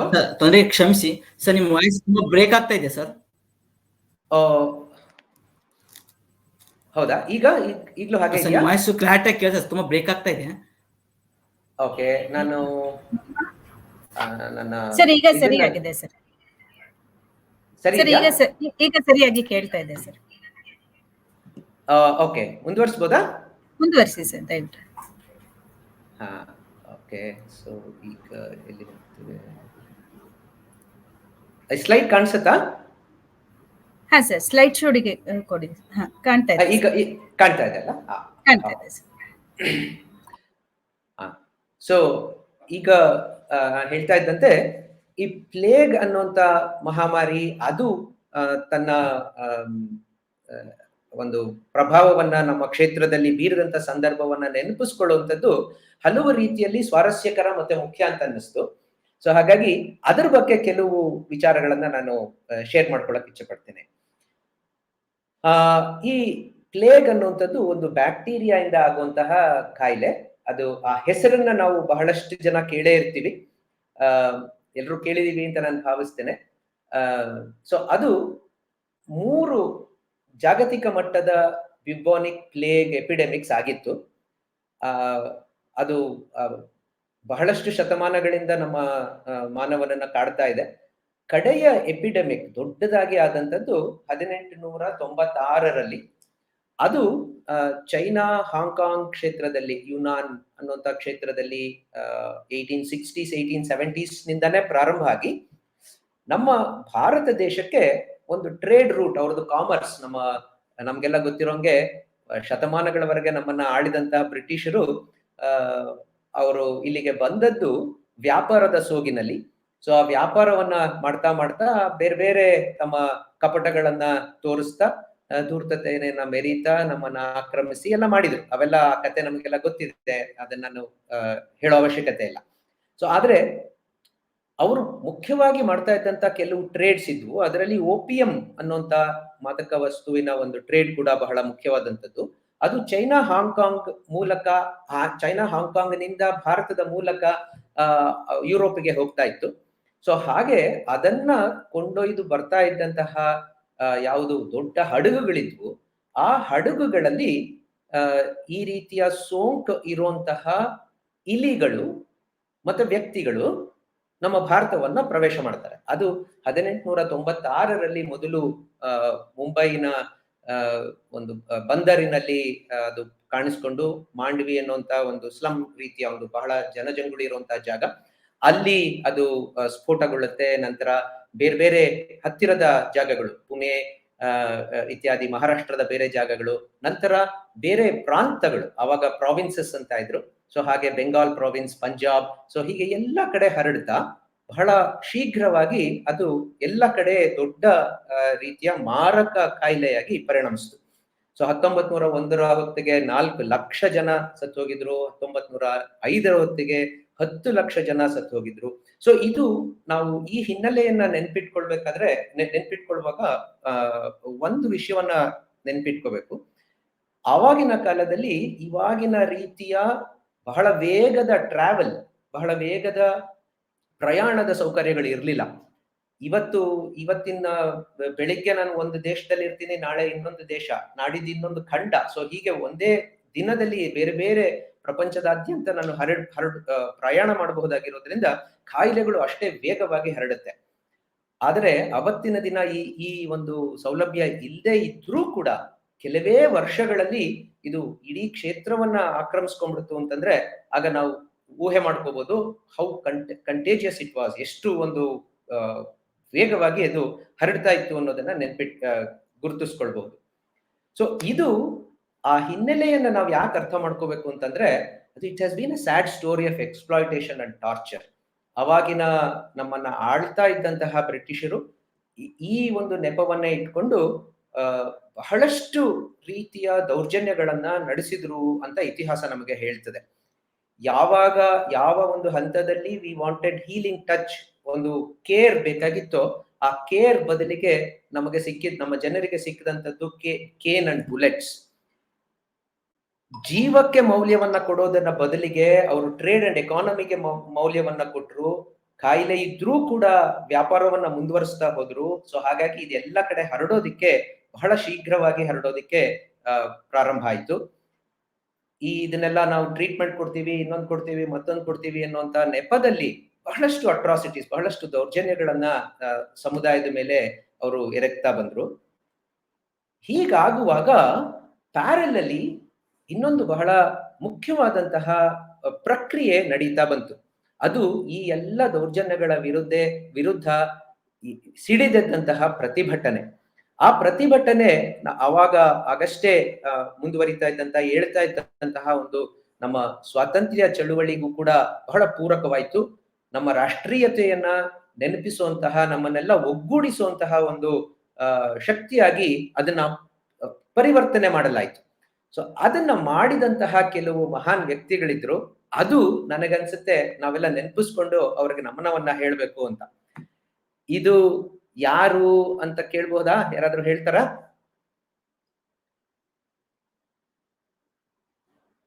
ಎನಿವೆ, ಸೊ ಇದು ಈ ರೀತಿ ಸಂಭಾಷಣೆಯ ರೀತಿಯಲ್ಲಿ ಮಾಡೋದಾಗಿದ್ದಿದ್ರೆ ಬಹಳ ಚೆನ್ನಾಗಿರ್ತಾ ಇತ್ತು. ಸೊ ಇದನ್ನ ಸರ್, ತಮ್ಮ ಯಾವುದೇ ಪ್ರಶ್ನೆಗಳಿಗೆ ಸದಸ್ಯರು ಚಾಟ್ ಬಾಕ್ಸ್ ಅಲ್ಲಿ ಉತ್ತರವನ್ನ ಕೊಡ್ತಾ ಇರ್ತಾರೆ ಸರ್. ಓಕೆ. ಈಗ ಫಣಿಭೂಷಣ್ ಅನ್ನೋರು ತಿಲಕ್ ಅಂತ ಹಾಕಿದ್ದಾರೆ, ಬಾಲಗಂಗಾಧರ್ ತಿಲಕ್ ಅಂತ ಹಾಕಿದ್ದಾರೆ. ಅದ್ಭುತ. ಸೊ ಬಾಲಗಂಗಾಧರ್ ತಿಲಕ್ ಅವರು ನಮ್ಗೆಲ್ಲ ಗೊತ್ತಿರೋಂಗೆ ಕೇಸರಿ, ಮರಾಠ ಅನ್ನುವಂತಹ ಪತ್ರಿಕೆಗಳಲ್ಲಿ ಬಹಳ ಮೋಟಿವೇಶನಲ್, ಇನ್ಸ್ಪೈರಿಂಗ್, ಇನ್ಸೆಂಡಿನರಿ ಆರ್ಟಿಕಲ್ಸ್ ಇದನ್ನ ಬರಿತಾ ಇದ್ರು. ಜನರನ್ನೆಲ್ಲ ಬಡಿದೆಬ್ಸುವಂತಹ ಕೆಲಸವನ್ನ ಮಾಡ್ತಾ ಇದ್ರು. ಅವರ ಒಂದು ಅತಿ ಪ್ರಸಿದ್ಧವಾದಂತಹ ಒಂದು ಸ್ಟೇಟ್ಮೆಂಟ್ ಏನಿದೆ, Swaraj is my birth right and I shall have it. ಸ್ವರಾಜ್ಯ ನನ್ನ ಜನ್ಮಸಿದ್ಧ ಹಕ್ಕು, ಅದನ್ನ ನಾನು ಪಡೆದೇ ತೀರುತ್ತೇನೆ ಅಂತ ಹೇಳಿದಂಥದ್ದು ಸ್ನೇಹಿತರೆ ಬೇರೆ ಯಾವುದೋ ಒಂದು ಸಂದರ್ಭದಲ್ಲಿ ಅಲ್ಲ, ಪ್ಲೇಗ್ ಮಹಾಮಾರಿಯ ವಿರುದ್ಧ ಅವರು ಬರೆದಂತಹ ಆರ್ಟಿಕಲ್ಸ್ ನ ವಿರುದ್ಧವಾಗಿ ಅವರನ್ನ ಅರೆಸ್ಟ್ ಮಾಡಿದಾಗ ಆ ಹಿಯರಿಂಗ್ ನಲ್ಲಿ ಅವರು ಡಿಕ್ಲೇರ್ ಮಾಡ್ತಾರೆ, ಸೆಲ್ಫ್ ಡಿಫೆನ್ಸ್ ಅಲ್ಲಿ, Swaraj is my birth right and I shall have it. ಈಗ ಮತ್ತೊಂದು ಕ್ವಿಜ್. ಈ ಪ್ರಶ್ನೆ ಇವ್ರು ಯಾರು ಅಂತ ಯಾರಿಗಾದ್ರೂ ಗೊತ್ತಾ? ನೋಡೋಣ, ಒಂದು 10-15 ಸೆಕೆಂಡ್ ಸಮಯವನ್ನ ಕೊಡ್ತೇನೆ. ಇದು ಹೆಚ್ಚಿನ ಜನಕ್ಕೆ ಪ್ರಾಯಶಃ ಗೊತ್ತಿರ್ಲಿಕ್ಕಿಲ್ಲ. 1898-99 ಈ ದೌರ್ಜನ್ಯಗಳ ಕುರಿತಂತೆ ಬಾಲಗಂಗಾಧರ್ ತಿಲಕರು ತಮ್ಮ ಕೇಸರಿ ಮತ್ತೆ ಮರಾಠ ಪತ್ರಿಕೆಗಳಲ್ಲಿ ಬರೆದಂತ ಲೇಖನಗಳಿಂದ ಹಲವಾರು ಯುವಕರಿಗೆ ಬಹಳಷ್ಟು ಚೈತನ್ಯ ಬಂತು, ಬಹಳಷ್ಟು ರೋಷ ಉಕ್ಕಿ ಬಂತು. ಆಗಿನ ಪುಣೆಯ ಅಸಿಸ್ಟೆಂಟ್ ಕಮಿಷನರ್ ಆಗಿದ್ದಂತಹ WC ರ್ಯಾಂಡ್ ಅನ್ನುವಂತಹ ವ್ಯಕ್ತಿಯ ಉತ್ತರ ಬಂದಿದೆ ಸರ್. ರಾಜಾರಾಮ್ ಮೋಹನ್ ರಾಯ್ ಅಂತ, ಬಾಲಾ ಲಜಪತ್ ರಾಯ್ ಅಂತ ಹೇಳಿ. ಸೊ ಬಹುಶಃ ನಮ್ಮ ಸ್ನೇಹಿತರೆಲ್ಲರೂ ಲಾಲ್ ಬಾಲ್ ಪಾಲ್ ಅನ್ನೋದನ್ನ ನೆನಪಿಸ್ಕೊಂಡ್ರು ಅಂತ ಅನ್ಸುತ್ತೆ. ಅದಕ್ಕೆ ಹೇಳಿದ್ದು ಇದು ಚಾಪೇಕರ್ ಸಹೋದರರು ಅಂತ. ಈ 3 ಜನ ಚಾಪೇಕರ್ ಸಹೋದರರು. ಆ 3 ಜನ ದಾಮೋದರ್ ಚಾಪೇಕರ್, ಬಾಲಕೃಷ್ಣ ಚಾಪೇಕರ್ ಮತ್ತೆ ವಾಸುದೇವ ಚಾಪೇಕರ್. ಸೊ ಈ 3 ಜನ ಯುವಕರು ನಮ್ಮ ಬಾಲಗಂಗಾಧರ್ ತಿಲಕರ ಇದರಿಂದ ಪ್ರೇರಿತರಾಗಿ ಅವತ್ತಿನ ದಿನ ಜನರ ಮೇಲೆ ಎಲ್ಲಿಲ್ಲದ ದೌರ್ಜನ್ಯವನ್ನು ಎಸಗ್ತಾ ಇದ್ದಂತಹ ಅಸಿಸ್ಟೆಂಟ್ ಕಮಿಷನರ್ WC ರ್ಯಾಂಡ್ ಮತ್ತೆ ಅವನ ಪರ್ಸನಲ್ ಗಾರ್ಡ್ ಅಥವಾ ಅವನ ಸೇನೆಯ ತುಣುಕಿನ ಮುಖ್ಯಸ್ಥರಾದಂತಹ ಲೆಫ್ಟಿನೆಂಟ್ ಐರೆಸ್ಟ್, ಇವರಿಬ್ಬರನ್ನ ಪುಣೆಯಲ್ಲಿ ಅಸಾಸಿನೇಟ್ ಮಾಡ್ತಾರೆ. ಹೇಗೋ ಕ್ರಾಂತಿಕಾರಿಗಳ ಜೊತೆ ಸೇರಿ ಬಂದೂಕನ್ನ ಪಡೆದು ಗುಂಡುಗಳನ್ನ ತಯಾರು ಮಾಡಿ ಆ ಒಂದು ಕಾರ್ಯಕ್ರಮವನ್ನು ಮುಗಿಸಿ ರ್ಯಾಂಡ್ ಮತ್ತೆ ಐರೆಸ್ಟ್ ವಾಪಸ್ ಹೋಗ್ತಾ ಇದ್ದಾಗ ಅವರಿಬ್ಬರನ್ನು ಸಹ ಗುಂಡಿಟ್ಟು ಕೊಲ್ತಾರೆ. ಅದಾದ ಒಂದೇ ವಾರಕ್ಕೆ ಅವರಿಬ್ಬರು ಸೆರೆ ಹಿಡಿಯಲ್ಪಟ್ಟು ಅವರಿಬ್ಬರು ಅರೆಸ್ಟ್ ಆಗ್ತಾರೆ. Then both of them are all the 3 are sentence to death. 3 ಜನರನ್ನ ಮರಣದಂಡನೆಗೆ ಗುರಿಪಡಿಸಲಾಗುತ್ತೆ. ಈ ವಿಚಾರ ನಾನು ಓದಿದಾಗ ನನಗೆ ಒಂದು ರೀತಿಯ ರೋಮಾಂಚನ ಆಯಿತು. ಎಲ್ಲಿಂದ ಎಲ್ಲಿಗೆ ಸಂಬಂಧ? ಈ ಎಪಿಡೆಮಿಕ್ ಬಗ್ಗೆ ಓದ್ತಾ ಹೋದಾಗ ಎಪಿಡೆಮಿಕ್ ಹಿನ್ನೆಲೆಯಲ್ಲಿಯೇ ನಮ್ಮ ಜೀವನದ ಎಷ್ಟೊಂದು ಆಯಾಮಗಳು ಹಾಸುಹೊಕ್ಕಾಗಿರ್ತವೆ. ಒಂದು ರೀತಿಯ ಒಂದರಿಂದ ಒಂದಕ್ಕೆ ಕೊಂಡಿಗಳು ಹೇಗೆ ಬೆಳೆದುಕೊಂಡು ಬರ್ತವೆ. ನಮ್ಮ ಸಂಸ್ಕೃತಿಯನ್ನ ಬೆಳೆಸುವಂತಹ, ನಮ್ಮ ಜೀವನ ಮೌಲ್ಯಗಳನ್ನ ಸಾರುವಂತಹ ಬುನಾದಿಗಳನ್ನ ನಾವು ಹೇಗೆ ಈ ತರದ ವಿಷಮ ಪರಿಸ್ಥಿತಿಗಳಲ್ಲಿ ಹಾಕೊಳ್ತಾ ಬರ್ತೇವೆ ಅನ್ನುವಂಥದ್ದು ಒಂದು ರೀತಿಯಲ್ಲಿ ನನಗೆ ರೋಮಾಂಚನವನ್ನ ಉಂಟು ಮಾಡ್ತು. ಈ ರೀತಿಯ ಒಂದು ಪ್ರತಿಭಟನೆ, ಈ ರೀತಿಯ ಸಂಘಟಿತವಾದಂತಹ ಪ್ರಯತ್ನ ನಂತರ ಹಲವಾರು ಸಕಾರಾತ್ಮಕ ಬದಲಾವಣೆಗೆ ಕಾರಣವಾಗ್ತದೆ. ಸರ್ಕಾರ ಇದನ್ನ ಗುರುತಿಸಿ ಜನರ ಒಳಿತಿಗಾಗಿ ಆಸ್ಪತ್ರೆಗಳನ್ನ ಮಾಡ್ತದೆ. ಮತ್ತೆ ಬಹಳ ಮುಖ್ಯವಾಗಿ ವಾಲ್ಡಿಮಿರ್ ಹ್ಯಾಫ್ಕಿನ್ ಅನ್ನುವಂತಹ ಉಕ್ರೇನ್ ದೇಶದ ಒಬ್ಬ ವಿಜ್ಞಾನಿಯನ್ನ ಕರೆಸಿ ಪ್ಲೇಗ್ ಕಾಯಿಲೆಗೆ ವ್ಯಾಕ್ಸಿನ್ ಕಂಡುಹಿಡಿಯುವಂತಹ ಒಂದು ಪ್ರಕ್ರಿಯೆಯನ್ನು ಕೂಡ ಪ್ರಾರಂಭ ಮಾಡಿಸ್ತಾರೆ. ಅವನು ಹ್ಯಾಫ್ಕಿನ್ ವ್ಯಾಕ್ಸಿನ್ ಅನ್ನ ಕೂಡ ಕಂಡುಹಿಡಿತಾರೆ. ಈ ಹ್ಯಾಫ್ಕಿನ್ ಅನ್ನೋಂತರ ಇನ್ನೊಂದು ದೊಡ್ಡ ಹೆಗ್ಗಳಿಕೆ ಅಂತಂದ್ರೆ ಕಾಲರಾ ಕಾಯಿಲೆಗೂ ಕೂಡ ವ್ಯಾಕ್ಸಿನ್ ಕಂಡುಹಿಡಿದಂತಹ ವ್ಯಕ್ತಿ ಇವರೇನೆ. ಸೊ ಈ ದೇಶದ ಬೇರೆ ಬೇರೆ ಪ್ರಾಂತಗಳಲ್ಲೂ ಕೂಡ ಹಲವಾರು ಸುಧಾರಣೆಯ ಕೆಲಸಗಳು ನಂತರ ಪ್ರಾರಂಭ ಆಗ್ತದೆ. ವ್ಯಾಕ್ಸಿನ್ ಅನ್ನ ಕೊಡುವಂತದ್ದಾಗ್ಬೋದು, ಮತ್ತೆ ಚಿಕಿತ್ಸೆಯನ್ನ ಕೊಡುವಂತದ್ದಾಗ್ಬೋದು, ಇವೆಲ್ಲ ಪ್ರಾರಂಭ ಆಗುತ್ತೆ. ಆದ್ರೆ ಇದೆಲ್ಲ ಆದರೂ ಕೂಡ ಸರ್ಕಾರದ ಧೋರಣೆ ಬಹಳಷ್ಟು ಒಂದು ರೀತಿಯ ನಾನ್ ಮೇಲೆ ನೀನು ಕೆಳಗೆ ಅನ್ನುವಂತಹ ತಾರತಮ್ಯದ ಭಾವನೆಯಲ್ಲಿಯೇ ಸರ್ಕಾರ ಕೆಲಸ ಮಾಡ್ತಾ ಇರ್ತದೆ.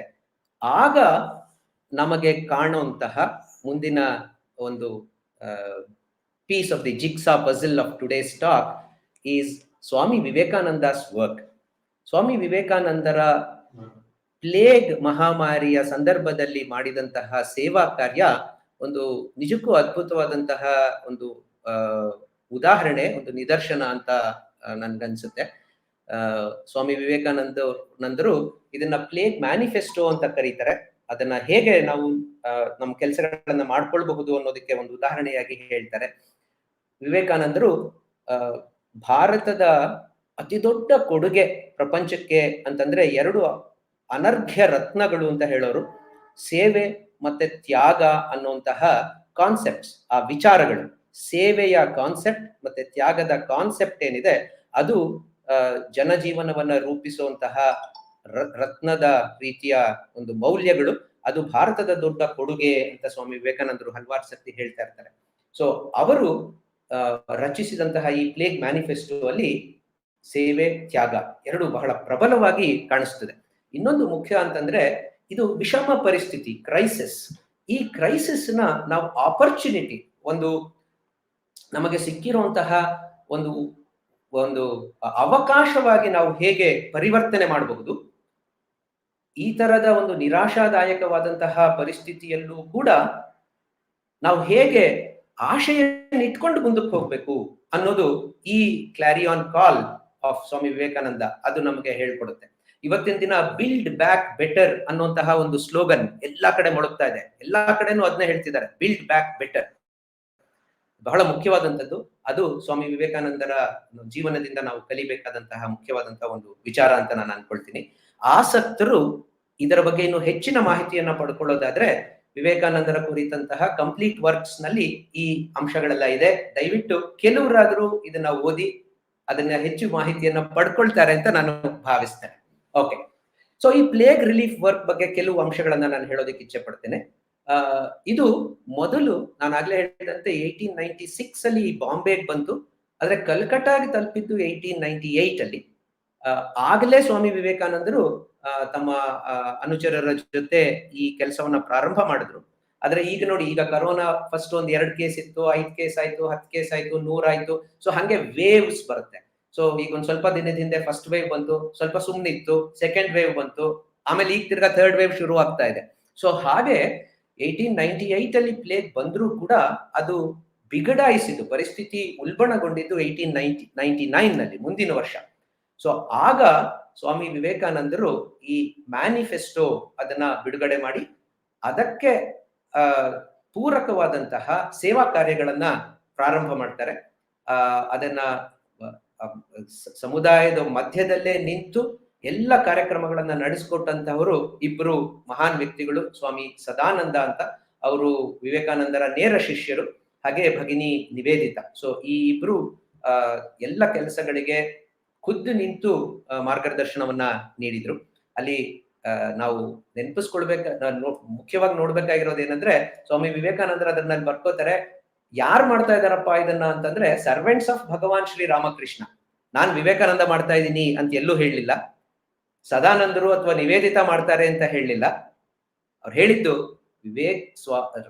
ಭಗವಾನ್ ರಾಮಕೃಷ್ಣರ ಸೇವಕರಾದಂತಹ ನಾವು ಈ ಕೆಲಸವನ್ನ ಮಾಡ್ತಾ ಇದ್ದೇವೆ ಅಂತ.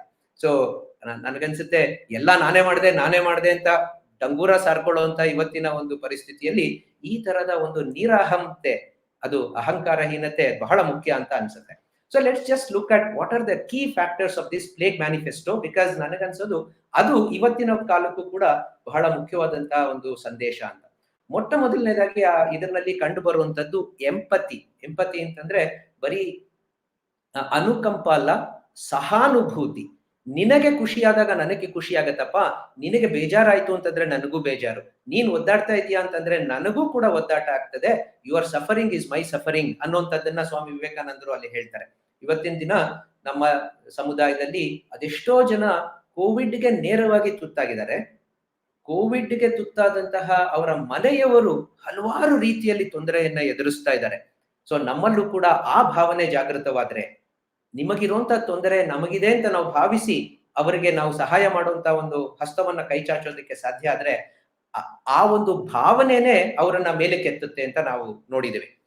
ಎರಡನೇದು ಸರ್ವಿಸ್, ಸೇವೆ ಅನ್ನೋದಕ್ಕೆ ಸ್ವಾಮಿ ವಿವೇಕಾನಂದರು ಇಲ್ಲಿ ಬಹಳ ಮುಖ್ಯವಾಗಿ ಹೇಳ್ತಾರೆ. ಪ್ರತಿಯೊಬ್ಬ ವ್ಯಕ್ತಿಯಲ್ಲೂ ಇರುವಂತಹ ಶಿವನನ್ನ ನಾವು ಸೇವೆ ಮಾಡಬೇಕು. ಶಿವ ಜ್ಞಾನೇ ಜೀವ ಸೇವಾ, ಮಾನವ ಸೇವೆಯೇ ಮಾಧವ ಸೇವೆ ಅನ್ನುವಂತ ಒಂದು ನಾಣ್ಣುಡಿ ಏನಿದೆ ಅದನ್ನ ಸಾಕ್ಷಾತ್ಕರಿಸಿದಂತಹ ಒಂದು ಉದಾಹರಣೆ ಇಲ್ಲಿ ನಾವು ನೋಡ್ತೇವೆ. ಮತ್ತೆ ವಿವೇಕಾನಂದರು ಯಾವಾಗ್ಲೂ ಹೇಳ್ತಾ ಇರ್ತಾರೆ, ಅಭೀಹಿ, ಯಾವುದಕ್ಕೂ ಹೆದರಬೇಡಿ ಅಂತ. ಫಿಯರ್ ನಾಟ್, ಯಾವುದಕ್ಕೂ ಹೆದರಬೇಡಿ. ಯಾವಾಗ ಸಾಧ್ಯ ಅಂದ್ರೆ ನಿನ್ನಲ್ಲಿ ನಂಬಿಕೆ ಇರಬೇಕು, ಭಗವಂತನಲ್ಲಿ ನಂಬಿಕೆ ಇರಬೇಕು. ಈ ಮ್ಯಾನಿಫೆಸ್ಟೋಯಲ್ಲಿ ಕೂಡ ವಿವೇಕಾನಂದರು ಈ ಮಾತನ್ನು ಹೇಳ್ತಾರೆ, ಡೋಂಟ್ ಪ್ಯಾನಿಕ್, ಯಾವ ವಿಷಯಕ್ಕೂ ಹೆದರ್ಕೊಳ್ಬೇಡಿ. ತಾಯಿ ಇದ್ದಾಳೆ ಮೇಲೆ, ತಾಯಿ ಎಲ್ಲರನ್ನೂ ಚೆನ್ನಾಗಿ ನೋಡ್ಕೊಳ್ತಾಳೆ. ಫಿಯರ್ ನಾಟ್ ಅನ್ನುವಂಥದ್ದನ್ನ ಪದೇ ಪದೇ ಹೇಳ್ತಾರೆ. ಮತ್ತೆ ಈ ಭಯವನ್ನ ನೀವು ಮೊದಲು ಹೋಗ್ಲಾಡಿಸ್ಕೊಂಡ್ರೆ, if you give up this false fear, ಆಗ the fear of epidemic will also vanish, disease will also vanish ಅಂತ. ಸೊ ನಾವು ಇವತ್ತಿನ ದಿನದಲ್ಲಿ ನೋಡ್ತಾ ಇದ್ದೇವೆ, ನಮ್ಮ ಎಲ್ಲ ರೀತಿಯ ಮೀಡಿಯಾ, ವಾಟ್ಸ್ಆಪ್ ಇಂದ ಮೊದಲುಗೊಂಡು ಪ್ರಿಂಟ್ ಮೀಡಿಯಾ, ಎಲ್ಲ ಮೀಡಿಯಾದಲ್ಲೂ ಕೂಡ ಒಂದು ರೀತಿಯ ಭಯವನ್ನ ಹುಟ್ಟಿಸುವಂತಹ ಒಂದು ಹವಾ ತುಂಬ ಹೋಗ್ಬಿಟ್ಟಿದೆ. ಈ ಕಾಯಿಲೆ ಹಂಗಂತೆ, ಈ ಕಾಯಿಲೆ ಹಿಂಗಂತೆ, ಅದನ್ನ ಮಾಡಿದ್ರೆ ಹಿಂಗಂತೆ, ಬರೀ ಈ ರೀತಿಯ ನಕಾರಾತ್ಮಕ ವಿಚಾರಗಳು. ಅವ್ರಿಗೆ ಹಂಗಾಗೋಯ್ತು, ಇವ್ರಿಗೆ ಹಿಂಗಾಗೋಯ್ತು, ಎಲ್ಲ ಕಡೆ ಭಯ.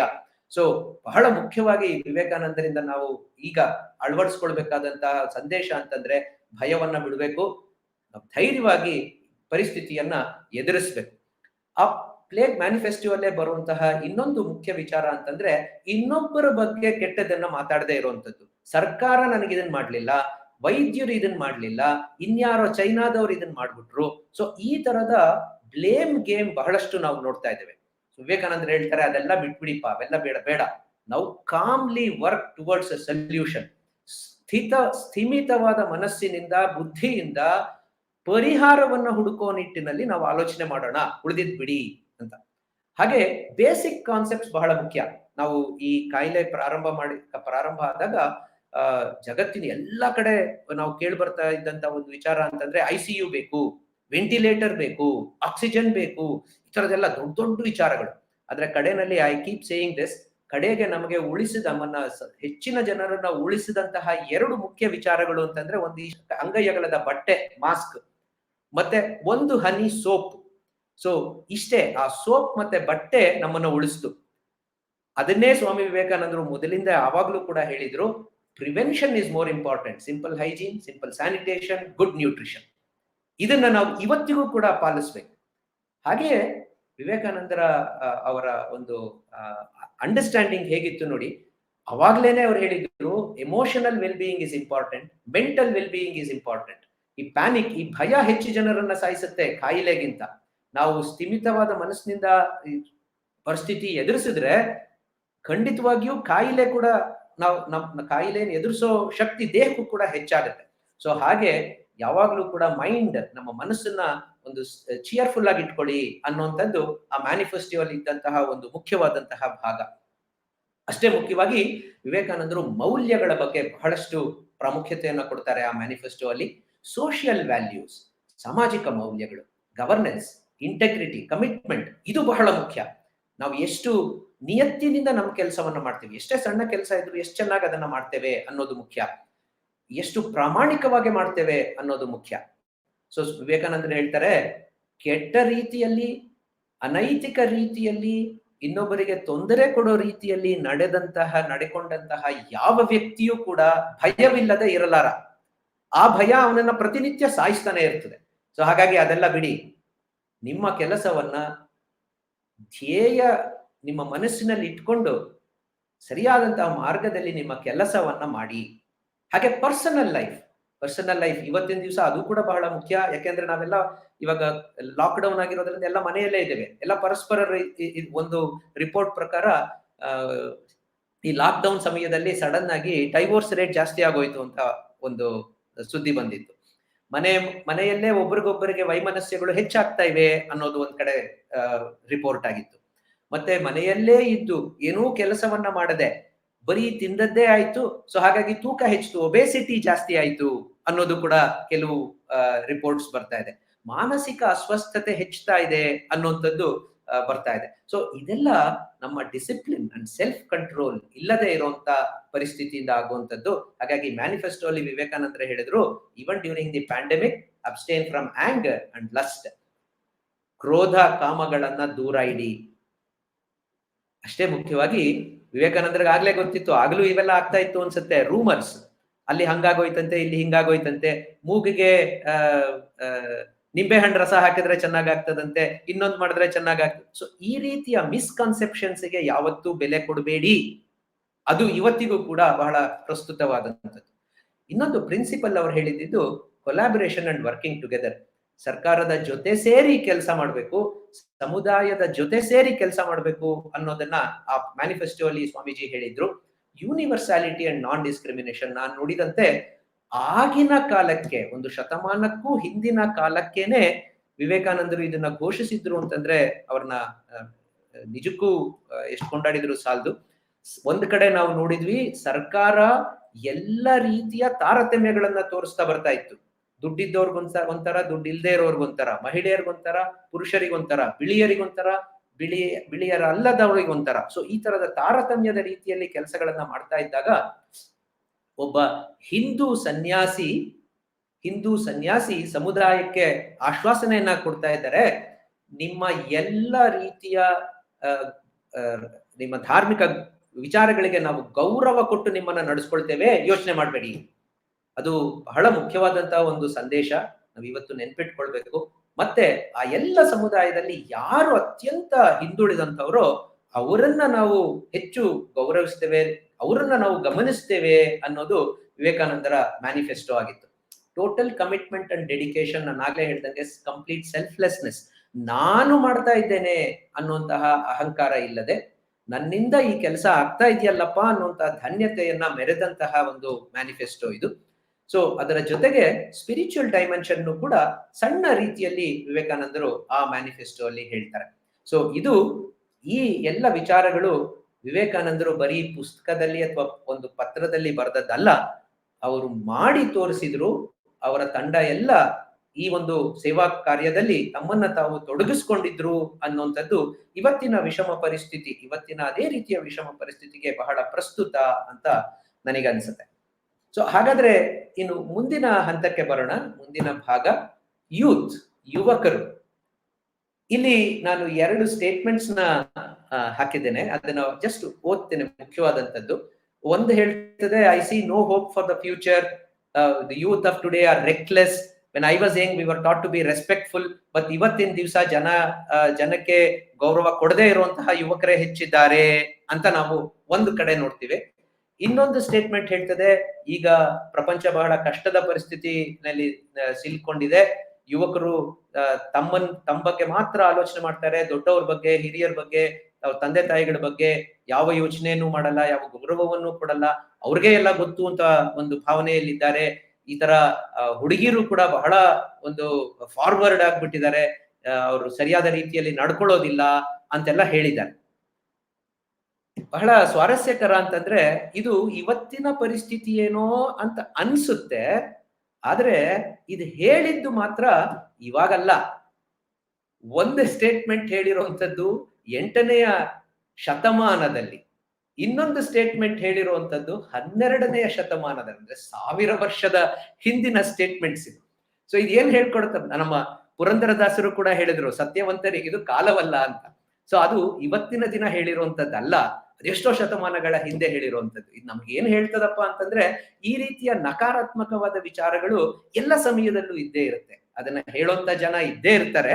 ಅದಿದ್ರೂ ಕೂಡ ನಾವು ಮುಂದಕ್ಕೆ ಹೋಗುವಂತದ್ದು ಬಹಳ ಮುಖ್ಯವಾದಂತಹ ಒಂದು ವಿಚಾರ ಅಂತ ನಾನು ಭಾವಿಸ್ತೇನೆ. ಹಾಗಾಗಿ ಯುವಕರು ಅನ್ನುವಂಥದ್ದು ಇಟ್ಸ್ ಅ ಮಚ್ ಮಲೈನ್ಡ್ ಗ್ರೂಪ್. ಅಂದ್ರೆ ಎಲ್ಲ ಕೆಟ್ಟ ವಿಚಾರಗಳನ್ನು ಅವ್ರ ತಲೆ ಮೇಲೆ ಕೂಡಿಸ್ಬಿಡ್ತಾರೆ. ಸಮುದಾಯಕ್ಕೆ ಏನೋ ತೊಂದರೆ ಆಗ್ತಾ ಇದೆ, ಎಲ್ಲೋ ಕಳ್ತನ ಆಯ್ತು, ಎಲ್ಲೋ ಇದಾಯ್ತು ಅಂತಂದ್ರೆ ಅವರೇ ಮಾಡಿರೋದ್ರಿ, ಯುವಕರೆಲ್ಲ ಹಾಳಾಗೋದ್ರು, ಹುಡುಗರೆಲ್ಲ ಹಿಂಗೆ, ಹುಡುಗಿರೆಲ್ಲ ಹಿಂಗೆ. ಸೊ ಈ ತರದ ಒಂದು ನಕಾರಾತ್ಮಕವಾದಂತಹ ಕಿರೀಟಗಳನ್ನ, ಮುಳ್ಳಿನ ಕಿರೀಟಗಳನ್ನ ಯುವಕರ ಮೇಲೆ ಕೂಡಿಸುವಂತಹ, ಮೂಲಗುಂಪು ಮಾಡುವಂತಹ ಒಂದು ಪರಿಸ್ಥಿತಿ ನಾವು ನೋಡ್ತೇವೆ. ಆದ್ರೆ ಸತ್ಯಾಂಶ ಅದಕ್ಕಿಂತ ಸ್ವಲ್ಪ ಭಿನ್ನವಾದದ್ದು. ಯುವಕರು ಅಂತಂದ್ರೆ ಹಲವಾರು ಸಕಾರಾತ್ಮಕ ಶಕ್ತಿಗಳನ್ನ ಪ್ರತಿಬಿಂಬಿಸುವಂತವ್ರು, ಹೊಸತನವನ್ನ, ಹೊಸ ಚೈತನ್ಯವನ್ನ, ಉತ್ಸಾಹವನ್ನ ತುಂಬಿರುವಂತಹ, ಎಲ್ಲ ಹೊಸತನ್ನ ಟ್ರೈ ಮಾಡುವಂತಹ, ಹೊಸದನ್ನ ಟ್ರೈ ಮಾಡಿ ಅದರಲ್ಲಿರುವಂತಹ ವಿಚಾರಗಳನ್ನ ಗ್ರಹಿಸುವಂತಹ, ಬದಲಾವಣೆಯ ರೂವಾರಿಗಳಾಗುವಂತಹ ಆ ಮನೋಭಾವ ಇರುವಂತಹವರು ಅವರು ಯುವಕರು. ಅವರಿಂದಷ್ಟೇ ಸಮಾಜ ನಿರ್ಮಾಣ ಸಾಧ್ಯ, ಅವರಿಂದಷ್ಟೇ ಸಮಾಜದಲ್ಲಿ ಪರಿವರ್ತನೆ ಸಾಧ್ಯ. ಈಗ ನಾನು ನನ್ನ ವಿಡಿಯೋ ಬಹುಶಃ ನೀವು ನೋಡ್ತಾ ಇದ್ದೀರಿ, ನನ್ನ ತಲೆ ಕೂದಲೆಲ್ಲ ಸಾಕಷ್ಟು ಬೆಳ್ಳಗಾಗಿದೆ. ಸೊ ನಾನು ಆಗಾಗ ಹೇಳ್ತಾ ಇರ್ತೇನೆ, ಸೊ ಈ ಕೂದಲು ಬೆಳ್ಳಗಾಗಿದೆ ಅದು ಶರೀರದ ಒಂದು ವ್ಯತ್ಯಾಸವೇ ಹೊರತು ಈ ಎಲ್ಲ ಮಾನಸಿಕ ಸ್ಥೈರ್ಯ, ಮಾನಸಿಕ ಉತ್ಸಾಹ, ಬೌದ್ಧಿಕ ಚುರುಕುತನ ಎಲ್ಲಿವರೆಗೂ ಇರ್ತದೋ ಅಲ್ಲಿವರೆಗೂ ನಾವೆಲ್ಲರೂ ಯುವಕರೇ. ಹಾಗಾಗಿ ನಮ್ಮ ಸಂಸ್ಥೆ ಕೂಡ ಸ್ವಾಮಿ ವಿವೇಕಾನಂದ ಯೂತ್ ಮೂವ್ಮೆಂಟ್ ಅನ್ನೋದನ್ನ ನಾವು ಮುಂದುವರಿಸ್ತಾ ಇದ್ದೇವೆ. ಸೊ ನಾವೀಗ್ಲೂ ಯೂತ್. ವಿಚಾರ ನಾವು ಯಾವಾಗ ಬಹಳ ಮುಖ್ಯ ಆಗ್ತದಪ್ಪ ಅಂತಂದ್ರೆ, ಈ ಎಲ್ಲ ಶಕ್ತಿಗಳು ಸಕಾರಾತ್ಮಕವಾಗಿ, ಸೃಜನಾತ್ಮಕವಾಗಿ ಪರಿವರ್ತನೆಗೊಳ್ಬೇಕು ಅಂತಂದ್ರೆ ಅದಕ್ಕೆ ಸರಿಯಾದಂತಹ ಮಾರ್ಗದರ್ಶನ ಬೇಕು. ಆ ಸರಿಯಾದ ಮಾರ್ಗದರ್ಶನ ಇಲ್ಲದೆ ಹೋದ್ರೆ ಈ ಅದೇ ಶಕ್ತಿಗಳು ಸಮಾಜಘಾತಕವಾಗಿಯೂ ಕೂಡ ಪರಿಣಮಿಸ್ತವೆ, ಆತ್ಮಘಾತಕವಾಗಿಯೂ ಕೂಡ ಪರಿಣಮಿಸ್ತವೆ. ಸೊ ಅದನ್ನ ನಾವು ನೆನ್ಪಿಟ್ಕೊಳ್ಳುವಂಥದ್ದು ಬಹಳ ಮುಖ್ಯ ಅಂತ ನನಗನ್ಸುತ್ತೆ. ಸೊ ಇವತ್ತಿನ ಪರಿಸ್ಥಿತಿ ವಿಷಮತೆಯನ್ನ ನಾವು ಗಮನಿಸಿದಾಗ, ಒಂದು ವಿಷಮತೆ ಏನೋ ಈ ಕೋವಿಡ್ ಅನ್ನುವಂಥದ್ದು, ಅದು ಈಗ ಬಂದಿದೆ, ಸ್ವಲ್ಪ ದಿನದ ನಂತರ ಹೊರಟು ಹೋಗುತ್ತೆ ಅಂತ ನಾವು ಆಶೆ ಇಟ್ಕೊಳ್ಬಹುದು. ಆದ್ರೆ ಬರೀ ಅಷ್ಟೇನಾ ಅಂತ ನೋಡಿದಾಗ ನಮ್ಮ 30 ವರ್ಷಗಳ ಯುವಕರ ಜೊತೆಗಿನ ಒಡನಾಟದಲ್ಲಿಯೇ ನಾವು ಸಾಕಷ್ಟು ವಿಚಾರಗಳನ್ನ ಹತ್ತಿರದಿಂದ ನೋಡಿದ್ದೇವೆ. ನಾನು ನೋಡಿದಂತೆ ಕೆಲವು ಅಂಶಗಳು ಬಹಳ ಮುಖ್ಯ ಅಂತ ಅನ್ಸುತ್ತೆ. ಅದನ್ನ ನಾನು ಹಂಚಿಕೊಂಡು ಅದರ ಆಧಾರದ ಮೇಲೆ ವಿವೇಕಾನಂದರ ಕೆಲವು ತತ್ವಗಳನ್ನ, ಕೆಲವು ವಿಚಾರಗಳನ್ನ ಹಂಚ್ಕೊಳ್ಳೋದಕ್ಕೆ ಇಷ್ಟಪಡ್ತೇನೆ. ಮೊದಲನೇದಾಗಿ ಕಾಂಪಿಟಿಷನ್ ಅನ್ನುವಂಥದ್ದು ಈಗ ಎಲ್ಲ ಒಂದು ಆಯಾಮಗಳಲ್ಲೂ, ಜೀವನದ ಎಲ್ಲ ಆಯಾಮಗಳಲ್ಲಿ ಬಂದ್ಬಿಟ್ಟಿದೆ. ಯುವಕರಿಗೆ ಏನೇ ಮಾಡಿದ್ರು ಕೂಡ ಒಂದು ರೀತಿಯ ರೇಸ್ ಅನ್ನುವಂಥದ್ದು ಅನಿವಾರ್ಯವಾಗ್ಬಿಟ್ಟಿದೆ. It's a fast pace of life. ಮೊದಲು ನಿಧಾನಗತಿಯಲ್ಲಿ ನಡೀತಾ ಇದ್ದಂತ ಜೀವನ ಈಗ ನಾಗಾಲೋಟದಿಂದ ಓಡ್ತಾ ಇದೆ. 4-6 ದಿನಗಳಲ್ಲಿ ಮಾಡಬಹುದು ಅಂತ ಅನ್ಕೊಂಡಿದ್ದಂಥದ್ದು ಈಗ ಈಗಲೇ ಮಾಡಬೇಕು ಅನ್ನುವಂತ ಒಂದು ಅವಸರದ ಒಂದು ಪರಿಸ್ಥಿತಿ ಎಲ್ಲ ಆಯಾಮಗಳಲ್ಲೂ ಕೂಡ ಬಂದ್ಬಿಟ್ಟಿದೆ. ಟಾರ್ಗೆಟ್ಸ್, ಡೆಡ್ಲೈನ್ಸ್ ಎಲ್ಲರ ಮೇಲೆ ಬಹಳ ಪ್ರಬಲವಾದಂತಹ ಒಂದು ಪ್ರಭಾವವನ್ನ ಬೀರ್ತಾ ಇದೆ. ಈ ರೇಸ್ ನಿಂದ ಇನ್ನೊಂದೇನಾಗ್ತದೆ ಅಂತಂದ್ರೆ, ನಾವು ಏನೇ ಆಗ್ಲಿ, ಏನಕ್ಕೇನ ಪ್ರಕಾರ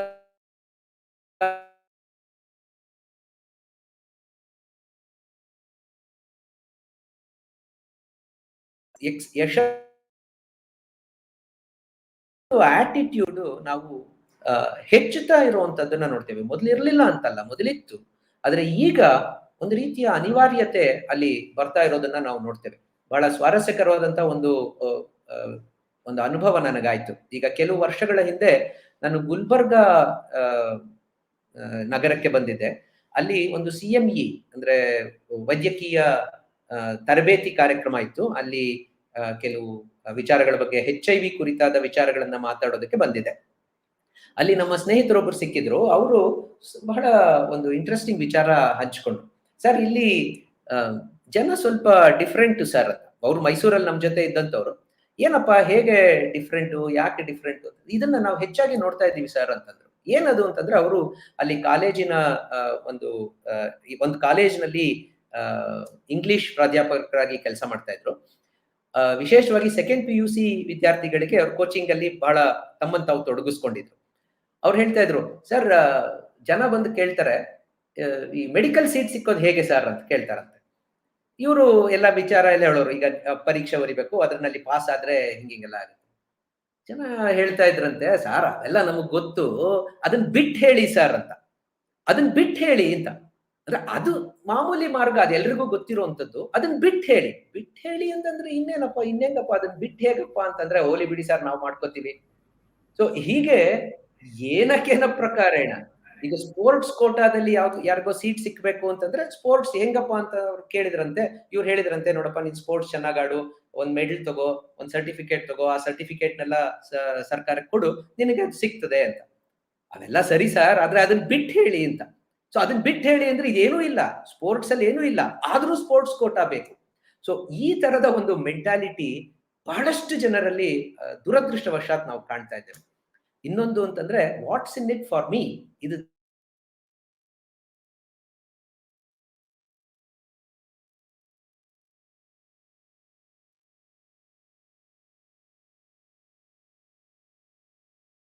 ಇಲ್ಲದೆ ಹೋದ್ರೆ ಬೇಡ, ಬಿಟ್ಟಾಗ. ಬಹಳ ಸಂಕುಚಿತವಾದಂತಹ ಒಂದು ಆಲೋಚನೆ, ನಾನು, ನನ್ನದು, ನನಗಾಗಿ ಅಷ್ಟೇ ಸೀಮಿತವಾದಂತಹ ಆಲೋಚನೆ, ಈ ರೀತಿಯಲ್ಲಿ ಬಹಳಷ್ಟು ಬದಲಾವಣೆಗಳು.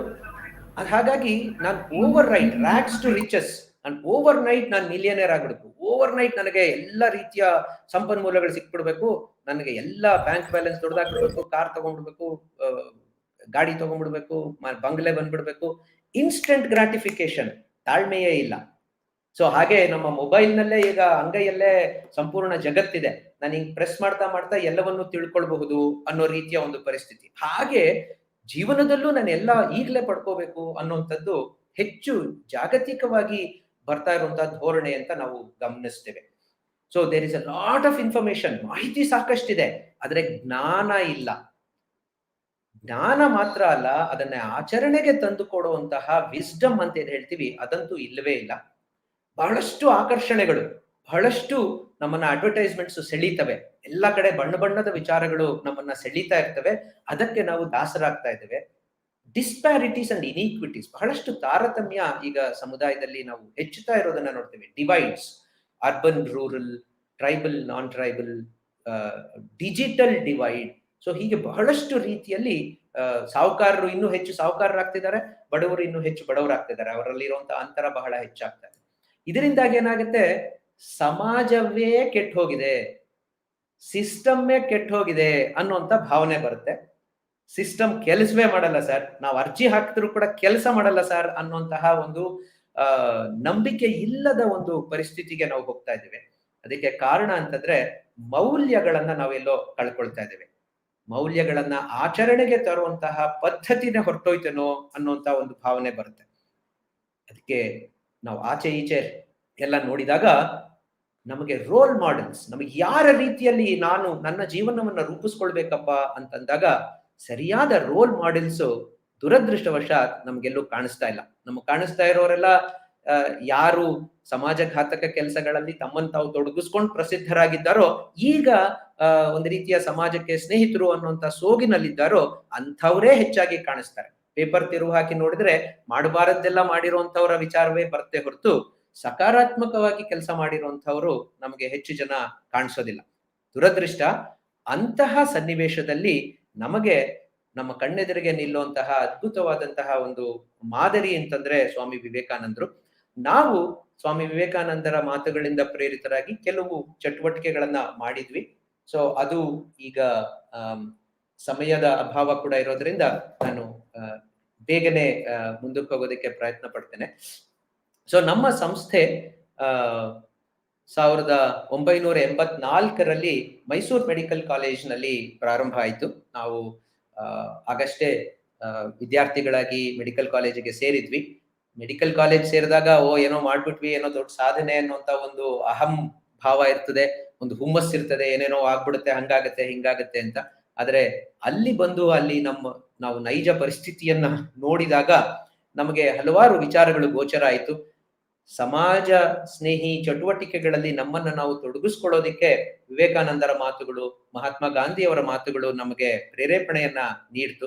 ಸೊ ಹಾಗೆ ಸಂಸ್ಥೆ ಮೊಟ್ಟ ಮೊದಲನೇ ಬಾರಿಗೆ ಗಿರಿಜನ ಪ್ರದೇಶದಲ್ಲಿ ಒಂದು ಸಣ್ಣ ಆಸ್ಪತ್ರೆಯನ್ನ ಪ್ರಾರಂಭ ಮಾಡೋದರ ಮೂಲಕ ನಮಗೆ ಗೊತ್ತಿಲ್ಲದೆ ಇರುವಂತ ಒಂದು ಜಾಗಕ್ಕೆ ನಾವು ಬಂದು ಬಿದ್ವಿ. ಅಲ್ಲಿ ನಮ್ಮ ಚಟುವಟಿಕೆಗಳನ್ನ ಪ್ರಾರಂಭ ಮಾಡಿದ್ವಿ. ನಾನು ಈಗಲೂ ಬಹಳ ವಿನಮ್ರತೆಯಿಂದ ನೆನಪಿಸ್ಕೊಳ್ಬೇಕಾದಂಥದ್ದು ಸಮುದಾಯ ನಮಗೆ ಹೇಳ್ಕೊಟ್ಟಂತ ಪಾಠಗಳು. ಕಾಲೇಜಿನಲ್ಲಿ ಕಲಿಯೋದಕ್ಕೆ ಸಾಧ್ಯವೇ ಇಲ್ಲದಂತಹ ಜೀವನ ಪಾಠಗಳು ನಮಗೆ ಅಲ್ಲಿ ಕಾಡಿನ ಜನರ ಒಡನಾಟದಿಂದ ಲಭ್ಯವಾದವು. ಅದಾಗಿ ಕೆಲವೇ ದಿನಗಳಲ್ಲಿ ನಾವು ಬೇರೆ ಬೇರೆ ಆಯಾಮಗಳಲ್ಲಿ ನಮ್ಮ ಚಟುವಟಿಕೆಗಳನ್ನ ಹೆಚ್ಚಿಸ್ತಾ ವೃದ್ಧಿಗೊಳಿಸ್ತಾ ಮುಂದುವರಿಯೋದಕ್ಕೆ ಸಾಧ್ಯ ಆಯಿತು. ನಮ್ಮ ಕಲಿಕೆಯಲ್ಲಿಯೇ ನಾವು ಸಮಾಜದ ಒಂದು ಬದಲಾವಣೆಯನ್ನು ಕೂಡ ನಾವು ನೋಡ್ಕೊಂಡ್ವಿ.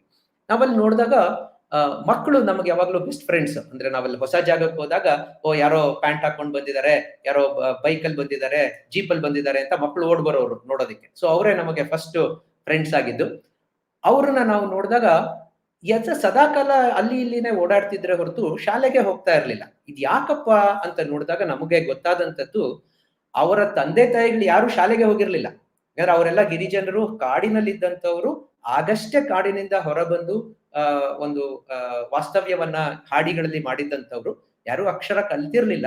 ಇವ್ರು ಮಾತ್ರ ಈಗ ಶಾಲೆಗೆ ಹೋಗ್ಬೇಕಾಗ್ತದೆ ಅನ್ನುವಂತ ಅನಿವಾರ್ಯತೆಯನ್ನ ಎದುರಿಸ್ತಾ ಇದ್ರು. ಆಗ ನಾವು ಮಾಡಿದಂತಹ ಒಂದು ಕೆಲಸ ಅಂತಂದ್ರೆ ಗಿರಿಜನ ಮಕ್ಕಳಿಗಾಗಿ ಒಂದು ಶಾಲೆಯನ್ನ ತೆರೆದ್ವಿ. ಸೊ ಆಸ್ಪತ್ರೆ ಇತ್ತು, ಅದರ ಜೊತೆಗೆ ಇನ್ನೊಂದು ಆಯಾಮವಾದಂತಹ ವಿದ್ಯಾಕ್ಷೇತ್ರ, ಶಿಕ್ಷಣ ಕ್ಷೇತ್ರದಲ್ಲಿ ನಮ್ಮ ಕೆಲಸಗಳನ್ನ ನಾವು ಪ್ರಾರಂಭ ಮಾಡಿದ್ವಿ. ಬಹಳ ಸಣ್ಣ ಮಟ್ಟದಲ್ಲಿ ಒಂದು ಚಿಕ್ಕ ಒಂದು ಕೊಠಡಿಯಲ್ಲಿ ಪ್ರಾರಂಭ ಆದಂತಹ ಶಾಲೆ ಈಗ ಬಹಳಷ್ಟು ಒಂದು ಮಟ್ಟದಲ್ಲಿ ಬೆಳೆದಿದೆ. ಹಾಗೆ ಅವರ ಜೊತೆ ಜೀವನವನ್ನ ನಡೆಸ್ತಾ ಅವರ ಜೊತೆಯಲ್ಲೇ ಹಾಡಿಯಲ್ಲೇ ಇದ್ದು ಅವರ ಅನುಭವಗಳಲ್ಲಿ ನಾವು ಭಾಗಿಗಳಾಗ್ತಾ ಹೋದಾಗ ನಮಗ್ ಗೊತ್ತಾದಂತ ಇನ್ನೊಂದು ವಿಷಯ ಅಂತಂದ್ರೆ, ಸಾಮಾಜಿಕ ಬೆಳವಣಿಗೆ, ಆರ್ಥಿಕ ಬೆಳವಣಿಗೆ ಇವೆರಡೂ ಕೂಡ ಬಹಳ ಮುಖ್ಯ. ಅದ್ ಇಲ್ಲದೆ ಹೋದ್ರೆ ನಾವ್ ಎಷ್ಟೇ ಆರೋಗ್ಯಕ್ಕಾಗಿ ಏನೋ ಕೊಟ್ರು, ಎಷ್ಟೇ ಅಕ್ಷರ ಕಲಿಸಿದ್ರು, ಗಣಿತ ಕಲಿಸಿದ್ರು ಕೂಡ ಜೀವನದಲ್ಲಿ ಅದು ಬದಲಾವಣೆ ತರೋದಕ್ಕೆ ಸಾಧ್ಯ ಇಲ್ಲ ಅಂತ. ಸೊ ಹಾಗೆ ನಾವು ಸ್ವಸಹಾಯ ಸಂಘಗಳು, ಮತ್ತೆ ಬೇರೆ ಬೇರೆ ರೀತಿಯ ತರಬೇತಿಗಳು, ಮಹಿಳಾ ಸಬಲೀಕರಣ, ಸೊ ಜೀವನೋಪಯೋಗಿ ಕೆಲಸಗಳ ಕೌಶಲ್ಯಗಳನ್ನ ಕೊಡಿಸುವಂಥದ್ದು, ರೈತಾಪಿ ವರ್ಗದವರಿಗೆ ಕೃಷಿಯಲ್ಲಿ ಸಹಾಯವನ್ನು ಮಾಡುವಂಥದ್ದು. ಸೊ ಈ ತರದ ಚಟುವಟಿಕೆಗಳನ್ನ ನಾವು ಮಾಡ್ತಾ ಬಂದ್ವಿ. ಸೊ ಈ ಎಲ್ಲ ಆಯಾಮಗಳು ನಮ್ಮ ಸಂಸ್ಥೆಯ ಏನು ಲೋಗೋ ಇದೆ ಆ ಲೋಗೋ ಅಲ್ಲಿ ಪ್ರತಿಬಿಂಬಿತವಾಗಿದೆ.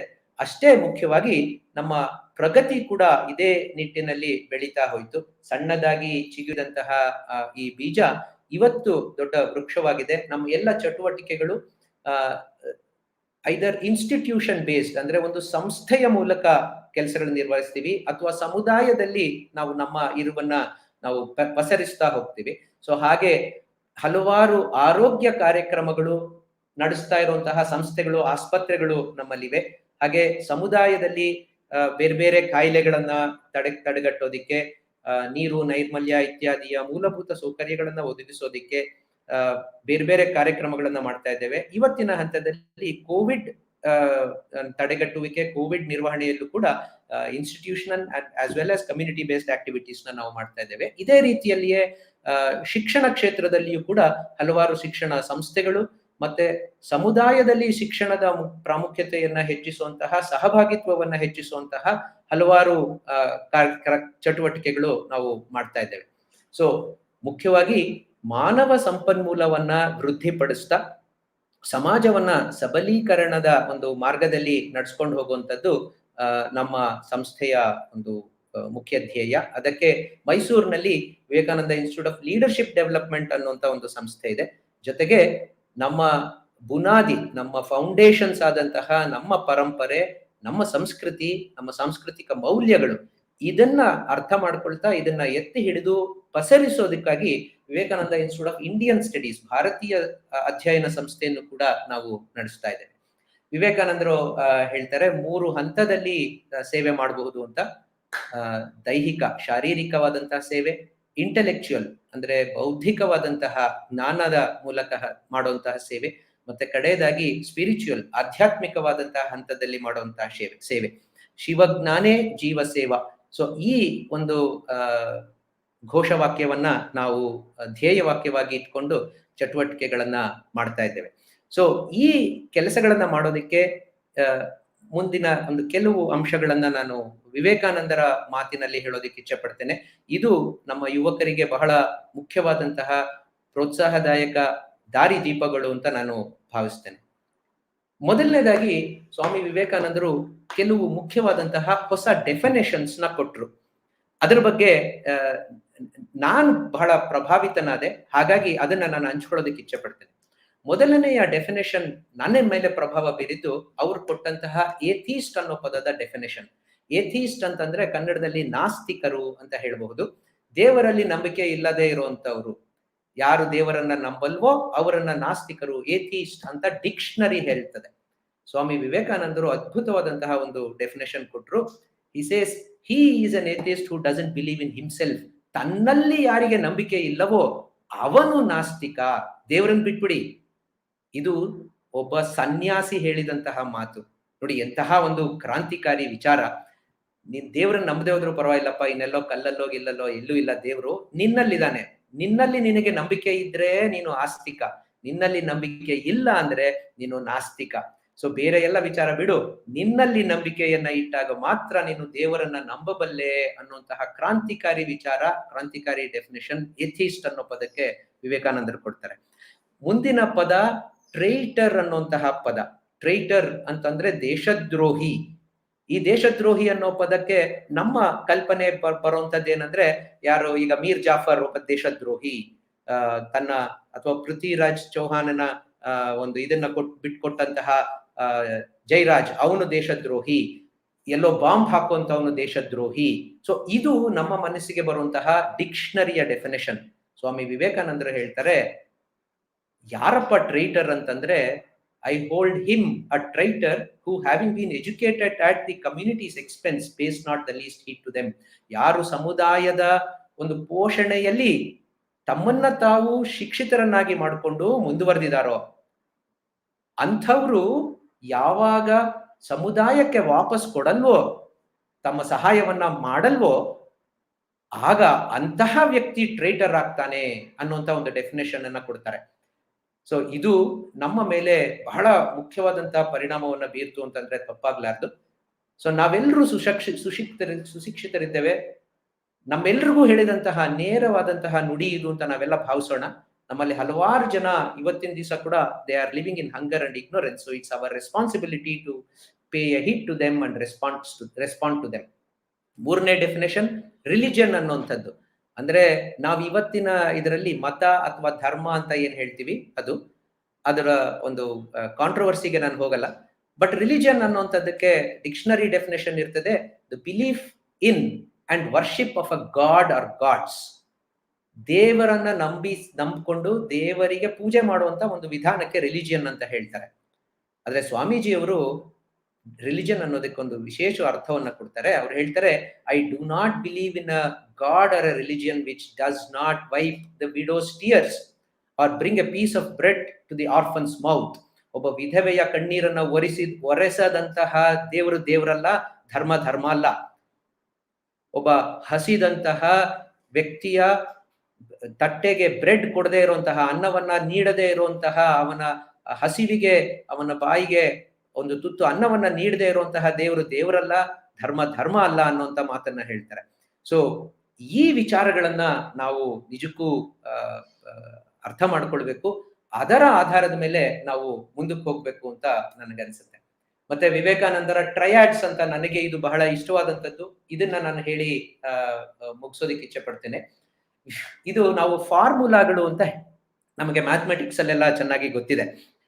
ಈಗ a+b² ಅಂತಂದ್ರೆ a²+b² + 2ab ಇದೆಲ್ಲ ಊರು ಹೊಡೆದಿರ್ತೀವಿ ನಾವು.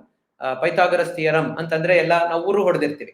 ಹಾಗೆ ವಿವೇಕಾನಂದರು ನಾವು ಸಮುದಾಯದಲ್ಲಿ ಕೆಲಸ ಮಾಡುವಾಗ, ಜನೋಪಯೋಗಿ ಕೆಲಸಗಳನ್ನ ಮಾಡುವಾಗ ಉಪಯೋಗಿಸಬಹುದಾದಂತಹ ಕೆಲವು ಸೂಕ್ತಗಳನ್ನ ಕೊಟ್ಟಿದ್ದಾರೆ, ಕೆಲವು ಫಾರ್ಮುಲಾಗಳನ್ನ ಕೊಟ್ಟಿದ್ದಾರೆ. ನೆನಪಿಟ್ಕೊಳ್ಳಕ್ ಬಹಳ ಸುಲಭ ಅಂತ ನನಗೆ ಅನ್ನಿಸ್ತು. ಹಾಗಾಗಿ ನಾನು ಈ ವಿಚಾರಗಳನ್ನ ಈ ಒಂದು ಸ್ಲೈಡ್ ಅಲ್ಲಿ ಹಾಕಿದ್ದೇನೆ. ವಿವೇಕಾನಂದರು ಹೇಳ್ತಾರೆ, ಒಳ್ಳೆ ಕೆಲಸ ಮಾಡುವಾಗ ಮುಖ್ಯವಾಗಿ 3 P's. ಸ್ಲೈಡ್ ಕಾಣ್ತಾ ಇಲ್ಲ ಸರ್. ಹೌದಾ? ಶೇರಿಂಗ್ ಸ್ಟಾಪ್ ಆಗಿದೆ. ನೋಡ್ತೇನೆ.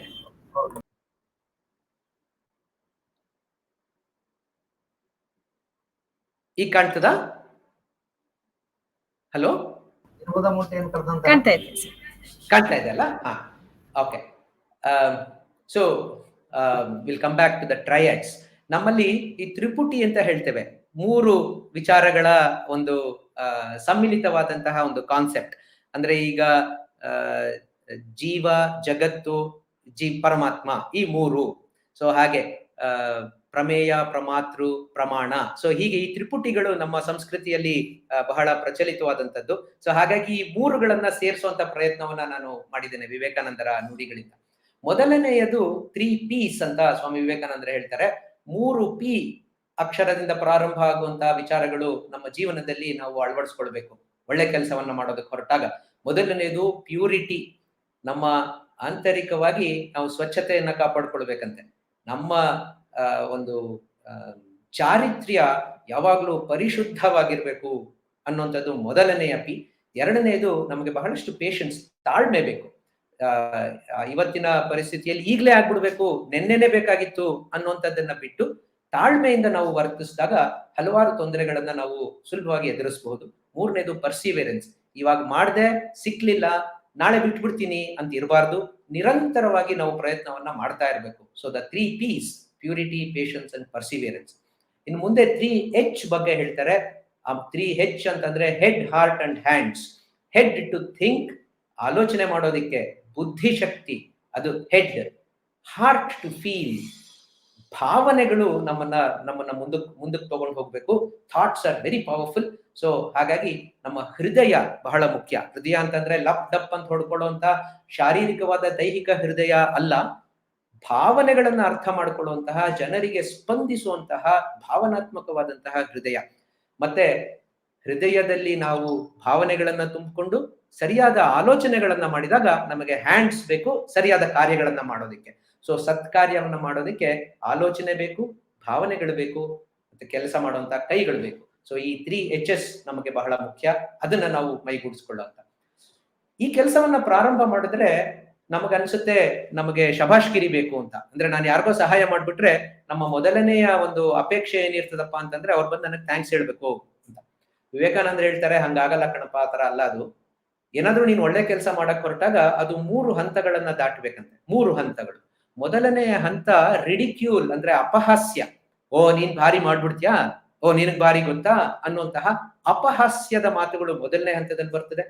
ಅದನ್ನ ದಾಟಿ ಮುಂದುವರೆದ್ವಿ ಅಂತಂದ್ರೆ ನಮಗೆ ಅಪೋಸಿಷನ್, ಓ ಇವ್ನು ಚೆನ್ನಾಗಿ ಮಾಡ್ಬಿಡ್ತಿದಾನಲ್ಲ, ಇವನನ್ನ ಕೆಳಗೆಳೆಯೋಣ ಅನ್ನುವಂತಹ ಭಾವನೆ ಇಟ್ಕೊಂಡು ನಮಗೆ ತೊಂದರೆ ಕೊಡುವಂತವ್ರು ಬರ್ತಾರೆ. ಅದನ್ನೂ ನೀನು ದಾಟಿ ಪರ್ಸಿವಿಯರ್ ಮಾಡಿದ್ರೆ, ಮುಂದುವರೆದ್ರೆ, ಆಗ ಜನ ನಿನ್ನನ್ನ ಮೆಚ್ಕೊಳ್ತಾರೆ, ನಿನ್ನನ್ನು ಅಕ್ಸೆಪ್ಟ್ ಮಾಡ್ತಾರೆ. ಸೊ ಅಲ್ಲಿವರೆಗೂ ನೀನು ಬಿಡ್ಬೇಡ. ಯಾವ ಕೆಲಸ ಮಾಡಿದ್ರು ಕೂಡ ಒಳ್ಳೆ ಕೆಲಸ ಅಂತ ನೀನು ಪ್ರಾರಂಭ ಮಾಡಿದಾಗ ಜನ ಏನ್ ಹೇಳ್ತಾರೆ ಅದಕ್ಕೆ ಹೆಚ್ಚು ಬೆಲೆ ಕೊಡ್ಬೇಡ, ಮುಂದಕ್ಕೆ ಹೋಗು ಅಂತ ಸ್ವಾಮಿ ವಿವೇಕಾನಂದರು ಈ 3 ಮಾತುಗಳಲ್ಲಿ ಹೇಳ್ತಾರೆ. ಮತ್ತೆ ಕೆಲಸ ಮಾಡೋದಕ್ಕೆ ಹೊರಟಾಗ ಪ್ರೀ ರಿಕ್ವಿಸಿಟ್ಸ್, ಮುಖ್ಯವಾಗಿ ಬೇಕಾಗುವಂತ 3 ಅಂಶಗಳು ವಿವೇಕಾನಂದರು ಹೇಳ್ತಾರೆ. ಅದು ಬಹಳ ಮುಖ್ಯ. ಮೊದಲನೇದೇನಂದ್ರೆ, ಈಗ ನಾನು ಆಗ್ಲೇ ಪ್ರಾರಂಭದಲ್ಲಿ ಹೇಳಿದೆ, ಮಂಕುತಿಮ್ಮನ ಕಗ್ಗದ ಮಾತಿನಲ್ಲಿ ಎಲ್ಲ ಆಚೆ ಈಚೆ ಎಲ್ಲ ಕೆಟ್ಟದ್ದೇ ನಮಗೆ ಕಾಣಿಸ್ತಾ ಇರುತ್ತೆ, ಆದ್ರೂ ಕೂಡ ಒಳಗಡೆ ಒಳ್ಳೇದಿರುತ್ತೆ. So believe in the power of good. ಎಲ್ಲರಲ್ಲೂ ಒಳ್ಳೇದಿದೆಯಪ್ಪ ಅಂತ ನಂಬ್ಕೋ ಅಂತ ಸ್ವಾಮಿ ವಿವೇಕಾನಂದ ಹೇಳ್ತಾರೆ. ಅದು ಮೊದಲನೇದು. ಎರಡನೇದು, ಅಸೂಯೆ ಇರಬಾರ್ದು, ಯಾರ ಬಗ್ಗೆನೂ ಅಸೂಯೆ ಬೇಡ. ಮತ್ತೆ 3ನೇದಾಗಿ, ಒಳ್ಳೆ ಕೆಲಸ ಮಾಡ್ತಾ ಇರುವಂತವ್ರ ಜೊತೆ ನಿನ್ ಸೇರ್ಕೋ, ಅವಾಗ ಆ ಒಳ್ಳೆಯದರ ಒಂದು ಬಲ ಹೆಚ್ಚುತ್ತೆ. Belief in the power of good, absence of jealousy, joining those who are doing good. ಮತ್ತೆ ಆಗ್ಲೇ ನಾನು ಹೇಳಿದಂಗೆ ಈ ಎಲ್ಲ ವಿಚಾರಗಳನ್ನ ಒಳಗೊಂಡಂತೆ ನಾವು ನಮ್ಮ ಕೆಲಸಗಳನ್ನ ಪ್ರಾರಂಭ ಮಾಡಿದಾಗ ಕೆಲಸಗಳು ಏನ್ ಮಾಡಬಹುದು ಅನ್ನೋದನ್ನ ವಿವೇಕಾನಂದರು 3 ಹಂತಗಳಲ್ಲಿ ಮಾಡಬಹುದು ಅಂತಾರೆ. ಮೊದಲನೇದು ಶಾರೀರಿಕವಾದಂಥದ್ದು, ಅಂದ್ರೆ ಆಸ್ಪತ್ರೆ ನಡೆಸಬಹುದು, ಇನ್ಯಾರಿಗೋ ಏನೋ ಊಟಕ್ಕೆ ಕೊಡ್ಬೋದು, ಈ ತರದ ಒಂದು ದೇಹಕ್ಕೆ ಬೇಕಾಗುವಂತಹ ಪೋಷಣೆ. ಎರಡನೇದು ಬೌದ್ಧಿಕವಾದಂತಹ ಪೋಷಣೆ, ಅಂದ್ರೆ ದೇಹವನ್ನ ಪೋಷಿಸಿಕೊಳ್ಳೋದಿಕ್ಕೆ ಬೇಕಾದಂತಹ ಸಾಮರ್ಥ್ಯವನ್ನ ಕೊಡುವಂಥದ್ದು. ಸೊ ಅದು ಇಂಟೆಲೆಕ್ಚುಯಲ್ ಲೆವೆಲ್ ಆಫ್ ಸರ್ವಿಸ್. 3ನೇದು, ಇದನ್ನೆಲ್ಲ ದಾಟಿ ನಮ್ಮ ಸಂಸ್ಕೃತಿಯ ಬಹಳ ದೊಡ್ಡ ಹೆಗ್ಗಳಿಕೆಯಾದಂತಹ ಆಧ್ಯಾತ್ಮಿಕತೆಯ ಕಡೆ ನಾವು ನಮ್ಮನ್ನ ಮುಂದಕ್ಕೆ ತಕೊಂಡು ಹೋಗುವಂಥದ್ದು. ಸೊ ಹೀಗೆ ಈ ರೀತಿಯ ಒಂದು ವಿವೇಕದಿಂದ ನಾವು ಸಚ್ಚಿದಾನಂದದ ಕಡೆಗೆ ನಾವು ಹೆಜ್ಜೆಯನ್ನ ಹಾಕ್ತಾ ಹೋಗ್ಬೇಕಾದ್ರೆ ಈ ಎಲ್ಲ ವಿಚಾರಗಳು ನಮಗೆ ನೆನಪಿರ್ಬೇಕು. ಇದನ್ನೆಲ್ಲ ನಾವು ನಮ್ಮ ಜೀವನದಲ್ಲಿ ಅಳವಡಿಸ್ಕೊಳ್ಬೇಕು ಅನ್ನುವಂಥದ್ದು ಬಹಳ ಮುಖ್ಯ ಅಂತ ನನಗನ್ಸುತ್ತೆ. ಇಷ್ಟೊತ್ತು ನನಗೆ ಕೆಲವು ಅಂಶಗಳನ್ನ ಹೇಳೋದಿಕ್ಕೆ, ಶೇರ್ ಮಾಡ್ಕೊಳ್ಳೋದಿಕ್ಕೆ ಅವಕಾಶ ಮಾಡಿಕೊಟ್ಟಿದ್ದಕ್ಕೆ ಎಲ್ಲರಿಗೂ ಕೂಡ ಧನ್ಯವಾದಗಳನ್ನ ಹೇಳೋದಿಕ್ಕೆ ನಾನು ಇಚ್ಛೆ ಪಡ್ತೇನೆ. ಬೇರೆ ಏನಾದರೂ ಚರ್ಚೆಗೆ ಇದಕ್ಕೆ ಅವಕಾಶ ಇದ್ರೆ ಅದನ್ನ ಮುಂದುವರಿಸಬಹುದು. Thank you. ಹುಲ್ಲಾಗು ಬೆಟ್ಟ ಮನೆಗೆ ಮಲ್ಲಿಗೆ ಆಗು, ಬೆಲ್ಲಾಗು ಕಷ್ಟಗಳ ವಿಧಿಮಳೆ ಸುರಿಯೆ, ಬೆಲ್ಲ ಸಕ್ಕರೆ ಹಾಗೂ ದೀನ ದುರ್ಬಲರಿಗೆ ಎಲ್ಲರೂ ಒಂದಾಗು ಮಂಕುತಿಮ್ಮ ಎನ್ನುವಂತೆ ಏನೇ ಕಷ್ಟ ಬಂದರೂ ನಮ್ಮ ಕರ್ತವ್ಯದ ಗುರಿಯನ್ನು ಕೈ ಬಿಡಬಾರದೆಂದು ಹೇಳಿ, ಹಾಗೂ ತನಗೆ ಮುನಿದವರಿಗೆ ತಾ ಮುನಿಯಲೇ ಕಯ್ಯ, ತನಗಾದಡೆಯನ್ನು ಅವರಿಗಾದಡೆಯನ್ನು, ತನುವಿನ ಕೋಪ ತನ್ನ ಹಿರಿತನದ ಕೇಡು, ಮನದ ಕೋಪ ತನ್ನ ಹರಿವಿಗೆ ಕೇಡು, ಮನೆಯೊಳಗಿನ ಕಿಚ್ಚು ಮನೆಯನ್ನು ಸುಡಲ್ಲದೆ ನೆನಮನನ್ನು ಸುತ್ತಿತೆ ಕೂಡ ಸಂಗಮ ದೇವ ಎನ್ನುವಂತೆ ತನ್ನನ್ನು ತಾನು ಅರಿಯಬೇಕು. ಜೀವನದಲ್ಲಿ ನಮ್ಮ ಗುರಿಯನ್ನು ಮುನ್ನುಗ್ಗಬೇಕು. ಯಾವುದೇ ಕಾರಣಕ್ಕೂ ಜೀವನದ ಮೌಲ್ಯಗಳನ್ನು ಕಳೆದುಕೊಳ್ಳಬಾರದು. ಹಾಗೂ ಇಂದಿನ ವಿಷಮ ಪರಿಸ್ಥಿತಿಯಲ್ಲಿ ಯುವಕರ ಪಾತ್ರ, ಸ್ವಾಮಿ ವಿವೇಕಾನಂದರ ಜೀವನ ಸಂದೇಶದ ಪ್ರಸ್ತುತತೆ ಎಂಬ ವಿಷಯದ ಬಗ್ಗೆ ಅದ್ಭುತವಾಗಿ ಮಾಹಿತಿ ನೀಡಿದ ಶ್ರೀ ಡಾಕ್ಟರ್ ಸೀತಾರಾಮ್ ಅವರಿಗೆ ತುಂಬು ಹೃದಯದ ಧನ್ಯವಾದಗಳು. ಮುಂದಿನ ಹಂತ ಪ್ರಶ್ನೋತ್ತರ ಕಾರ್ಯಕ್ರಮ. ಪ್ರಶ್ನೆಗಳನ್ನು ಕೇಳ ಬಯಸುವವರು ಲೈವ್ ಚಾಟ್ ಬಾಕ್ಸ್ ನಲ್ಲಿ ಅಥವಾ ಹ್ಯಾಂಡ್ ರೈಸ್ ಮಾಡುವ ಮೂಲಕ ತಮ್ಮ ಪ್ರಶ್ನೆಗಳನ್ನು ಕೇಳಬೇಕೆಂದು ವಿನಂತಿಸುತ್ತೇನೆ. ಈಗ ಕಾರ್ಯಕ್ರಮದಲ್ಲಿ ಸಣ್ಣ ವಿರಾಮ, ನಂತರ ಕಾರ್ಯಕ್ರಮ ಮುಂದುವರಿಯಲಿದೆ.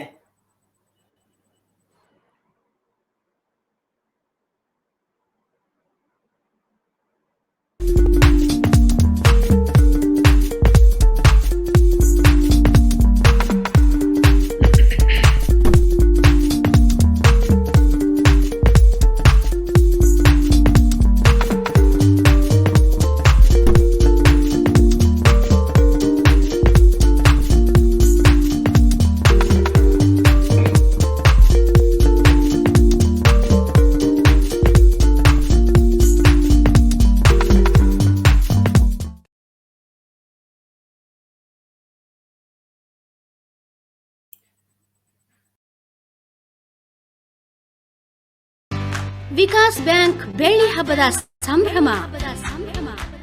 ಬನ್ನಿ, ವ್ಯವಹಾರ ಅಭಿವೃದ್ಧಿಗೆ, ವೈಯಕ್ತಿಕ ಏಳಿಗೆಗಾಗಿ ಸಾಲ ಸೌಲಭ್ಯ, ಗೃಹ ಸಾಲ, ವಾಹನ ಸಾಲ, ವ್ಯಾಪಾರ ಸಾಲ, ಬಂಗಾರದ ಆಭರಣಗಳ ಸಾಲ, ಭದ್ರತಾ ಸಾಲ, ಸಣ್ಣ ಮತ್ತು ಮಧ್ಯಮ ಉದ್ಯಮ ಸಾಲ ಮುಂತಾದ ಸಾಲ ಸೌಕರ್ಯ ಹೊಂದಿದ ನವಪೀಳಿಗೆಯ ವಿಕಾಸ್ ಸೌಹಾರ್ದ ಕೋಆಪರೇಟಿವ್ ಬ್ಯಾಂಕ್. ಇದು ಕರ್ನಾಟಕದ ಹೆಮ್ಮೆಯ ಬ್ಯಾಂಕ್. ಇಂದೇ ನಿಮ್ಮ ಹತ್ತಿರದ ಶಾಖೆಗೆ ಭೇಟಿ ನೀಡಿ ಅಥವಾ ಬ್ಯಾಂಕ್ನ ವೆಬ್ಸೈಟ್ ಅನ್ನು ಸಂದರ್ಶಿಸಿ.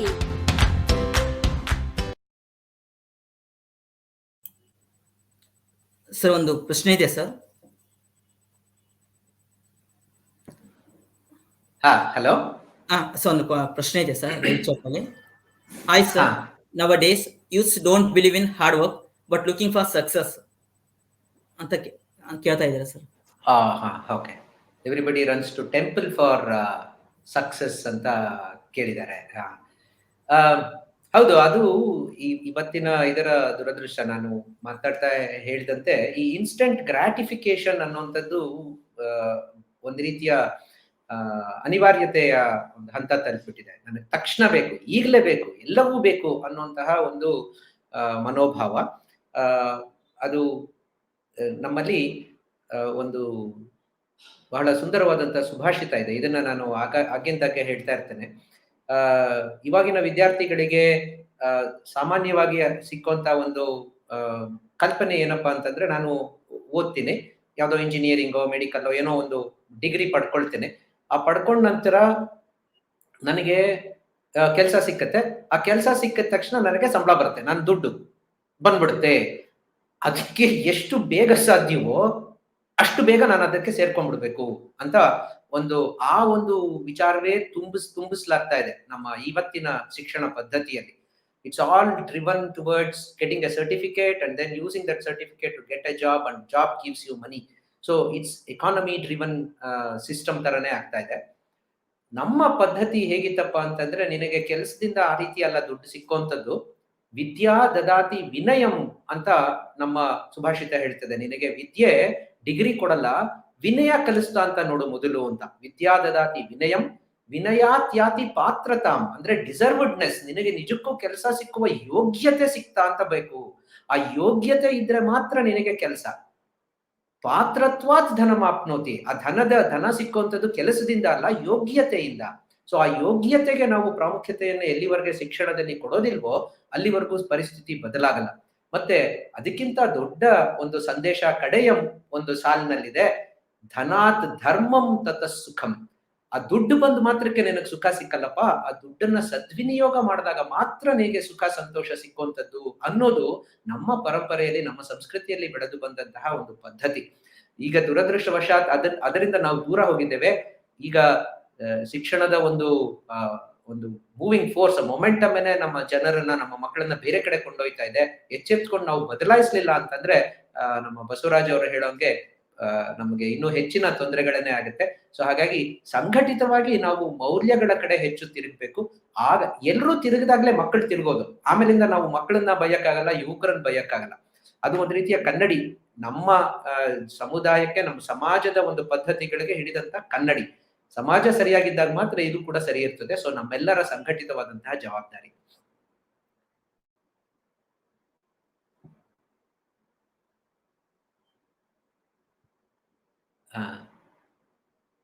ಟೆಂಪಲ್ ರನ್ ರಿಯಲಿ ವರ್ಕ್ಸ್ ಅಂತ ಹೇಳ್ತಾರೆ.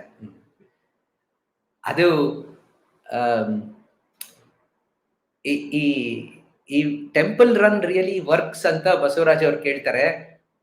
ಅದು ನನ್ನ ಮಟ್ಟಿಗಂತೂ ಅದು ಸತ್ಯ ಅಲ್ಲ ಅಂತ ಅನ್ಸುತ್ತೆ. ಹೀಗೆ ನಾನು ಇನ್ನೊಂದು ಸಂಸ್ಕೃತ ಸುಭಾಷಿತಕ್ಕೇನೆ ಹೋಗ್ತೇನೆ. ನಮ್ಮಲ್ಲಿ ಅನ್ಸ್ತದೆ, ಈಗ ದೇವರ ಅನುಗ್ರಹ ಇದ್ರೆ ನಮ್ಗೆಲ್ಲ ಸಿಕ್ಬಿಡ್ತದೆ, ದೇವ್ರ ಕೈ ಮುಗಿದ್ರೆ ಸಿಕ್ಬಿಡ್ತದೆ. ನಾವು ಏನೇನೋ ಹರಕೆ ಹೊತ್ಕೊಳ್ತಾರೆ ಮಕ್ಕಳು, ದೊಡ್ಡವರು ಕೂಡ. ನನಗೆ ನನ್ನ ಮಗನ್ ಮದ್ವೆ ಮಾಡಿಸಿದ್ರೆ ನಾನು ಇದ್ ಮಾಡ್ತೀನಿ, ಗಂಡು ಮಗು ಆದ್ರೆ 100 ತೆಂಗಿನಕಾಯಿ ಹೊಡಿತೇನೆ, ಪರೀಕ್ಷೆ ಪಾಸ್ ಆದ್ರೆ 1000 ತೆಂಗಿನಕಾಯಿ ಹೊಡಿಸ್ತೇನೆ. ಸೊ ಇವೆಲ್ಲ ಬಹಳ ಬಾಲಿಶವಾದಂತದ್ದು ಅಂತ ನಮ್ಮ ಸಂಸ್ಕೃತಿಯಲ್ಲೇನೆ ಅದು ಹೇಳಿದ್ದಾರೆ. ಅವೆಲ್ಲ ಪದ್ಧತಿಗಳಿದ್ರೂ ಕೂಡ ಅದಕ್ಕೆ ನಂಬಬಾರ್ದು, ಅದಕ್ಕೆ ನಾವು ಶರಣು ಹೋಗಬಾರ್ದು ಅನ್ನುವಂಥದ್ದು ಬಹಳ ಮುಖ್ಯವಾದಂಥದ್ದು. ಉತ್ಸಾಹಿನಂ ಪುರುಷ ಸಿಂಹಂ ಉಪೈತಿ ಲಕ್ಷ್ಮೀ. ಯಶಸ್ಸು ಯಾರಿಗ್ ಸಿಗ್ತದಪ್ಪ ಅಂತಂದ್ರೆ, ಉತ್ಸಾಹದಿಂದ ಕೆಲಸ ಮಾಡುವಂತಹ ಧೈರ್ಯವಂತನಾದ ವ್ಯಕ್ತಿಗೆ ಸಿಗ್ತದೆ. ದೈವಂ ಹಿ ದೇಯಮಿತಿ ಕಾ ಪುರುಷಃ ವದಂತಿ. ಕೆಲವ್ರು ಹೇಳ್ತಾರೆ ಅದೃಷ್ಟ ಕೊಟ್ಬಿಡ್ತದೆ ಅಂತ. ಆದ್ರೆ ನೀನೇನ್ ಮಾಡ್ಬೇಕಪ್ಪ ಅಂದ್ರೆ ದೈವಂ ನಿಹತ್ಯ ಕುರು ಪೌರುಷಂ ಆತ್ಮಶಕ್ತಿಯ. ದೈವವನ್ನು ಪಕ್ಕಕ್ಕಿಡು, ಲಕ್ ಅನ್ನೋದನ್ನ ನಂಬೇಡ. ದೇವ್ರೇನೋ ಆಶೀರ್ವಾದ ಮಾಡ್ಬಿಡ್ತಾರೆ, ನಿನ್ಗೇನೋ ಕೊಟ್ಬಿಡ್ತಾರೆ, ಹರಕೆ ಹೊತ್ಕೋಬೇಡ, ಕೆಲಸ ಮಾಡು. ಗುರು ಪೌರುಷಂ ಆತ್ಮಶಕ್ತಿಯ, ನಿನ್ನ ಶಕ್ತಿಯಿಂದ ನೀನು ಮಾಡು. ಕೆಲವು ಸರ್ತಿ ಅದರಲ್ಲಿ ಫಲ ಸಿಕ್ಬಹುದು, ಸಿಕ್ಕದೇ ಇರ್ಬೋದು. ಆದ್ರೆ ನಾವು ಪರಿಗಣಿಸ್ಬೇಕಾದಂಥದ್ದು ಕೇವಲ ಕಡೆಯಲ್ಲಿ ಏನ್ ಸಿಕ್ತು ಅಂತ ಮಾತ್ರ ಅಲ್ಲ, ನಿನ್ನ ಪರಿಶ್ರಮವನ್ನ, ಅದು ಮುಖ್ಯ ಅಂತ ನಾವು ಆ ಮೌಲ್ಯವನ್ನ ನಾವು ಎತ್ತಿ ಹಿಡಿಬೇಕು ಅನ್ನುವಂಥದ್ದು ಬಹಳ ಮುಖ್ಯ ಅಂತ ನನಗೆ ಅನ್ಸುತ್ತೆ. ಸೊ ಹಾಗಾಗಿ temple runs are useless, instead work hard. That is the most important message. ವಿವೇಕಾನಂದರು ಕೂಡ ಅದನ್ನ ಹೇಳ್ತಾ ಇದ್ರು. ಸರ್, ನನ್ನೊಂದು ಕ್ವಶನ್ ಇದೆ ಸರ್. ಒಂದು ಶ್ಲೋಕ ಇದೆ, ಗುರವೇ ಸರ್ವಲೋಕನಾಂ ಬಿಸದೇ ಬೋರೋಗಿನಾಂ ಇದಯೇ ಸರ್ವವಿದ್ಯಾನಾಂ ದಕ್ಷಿಣ ಮೂರ್ತಯೇ ನಮಃ ಅಂತಾರೆ ಸರ್. ಇದ್ರ ನಿಮ್ಮ ತೆಗೆ ಅನ್ಬೋದು? ಹಾ, ಸೊ ಇದು ದೊಡ್ಡ ವಿಚಾರ. ನಮ್ಮ ಪರಂಪರೆಯಲ್ಲಿ, ನಮ್ಮ ಸಂಸ್ಕೃತಿಯಲ್ಲಿ ಗುರುವಿಗೆ ಬಹಳ ದೊಡ್ಡ ಸ್ಥಾನವನ್ನ ಕೊಟ್ಟಿದ್ದೇವೆ. ಗುರು ಅನ್ನುವಂಥ ಪದದ ಅರ್ಥಗಳಲ್ಲಿ ನಮ್ಮ ಅಮರಸಿಂಹನ ಅಮರಕೋಶದಲ್ಲಿ ಬರೋ ರೀತಿಯಲ್ಲಿ ಗುರು ಅನ್ನೋ ಪದಕ್ಕೆ ಬಹಳಷ್ಟು ಅರ್ಥಗಳಿವೆ. ಅದರಲ್ಲಿ ಒಂದು ಬಹಳ ಈ ನಿಮ್ಮ ಪ್ರಶ್ನೆಗೆ ಸಂವೇದಿಯಾದಂತಹ ಅರ್ಥ ಅಂತಂದ್ರೆ, ನಾವೆಲ್ಲ ತಿಳಿದಿರೋ ಹಾಗೆ ಗುರು ಅಂದ್ರೆ ಟೀಚರ್, ಬಟ್ ಅಷ್ಟೇ ಮುಖ್ಯವಾಗಿ ಗುರು ಅಂದ್ರೆ ದೊಡ್ಡದು ಅಂತ. ನಮ್ಮ ಜೀವನದಲ್ಲಿ ಬಹಳ ದೊಡ್ಡ ಒಂದು ಪಾತ್ರವನ್ನ ವಹಿಸುವಂತಹ ವ್ಯಕ್ತಿ ಯಾರಪ್ಪ ಅಂತಂದ್ರೆ ಅವರನ್ನ ನಾವು ಗುರು ಅಂತ ಹೇಳಿದ್ದೇವೆ.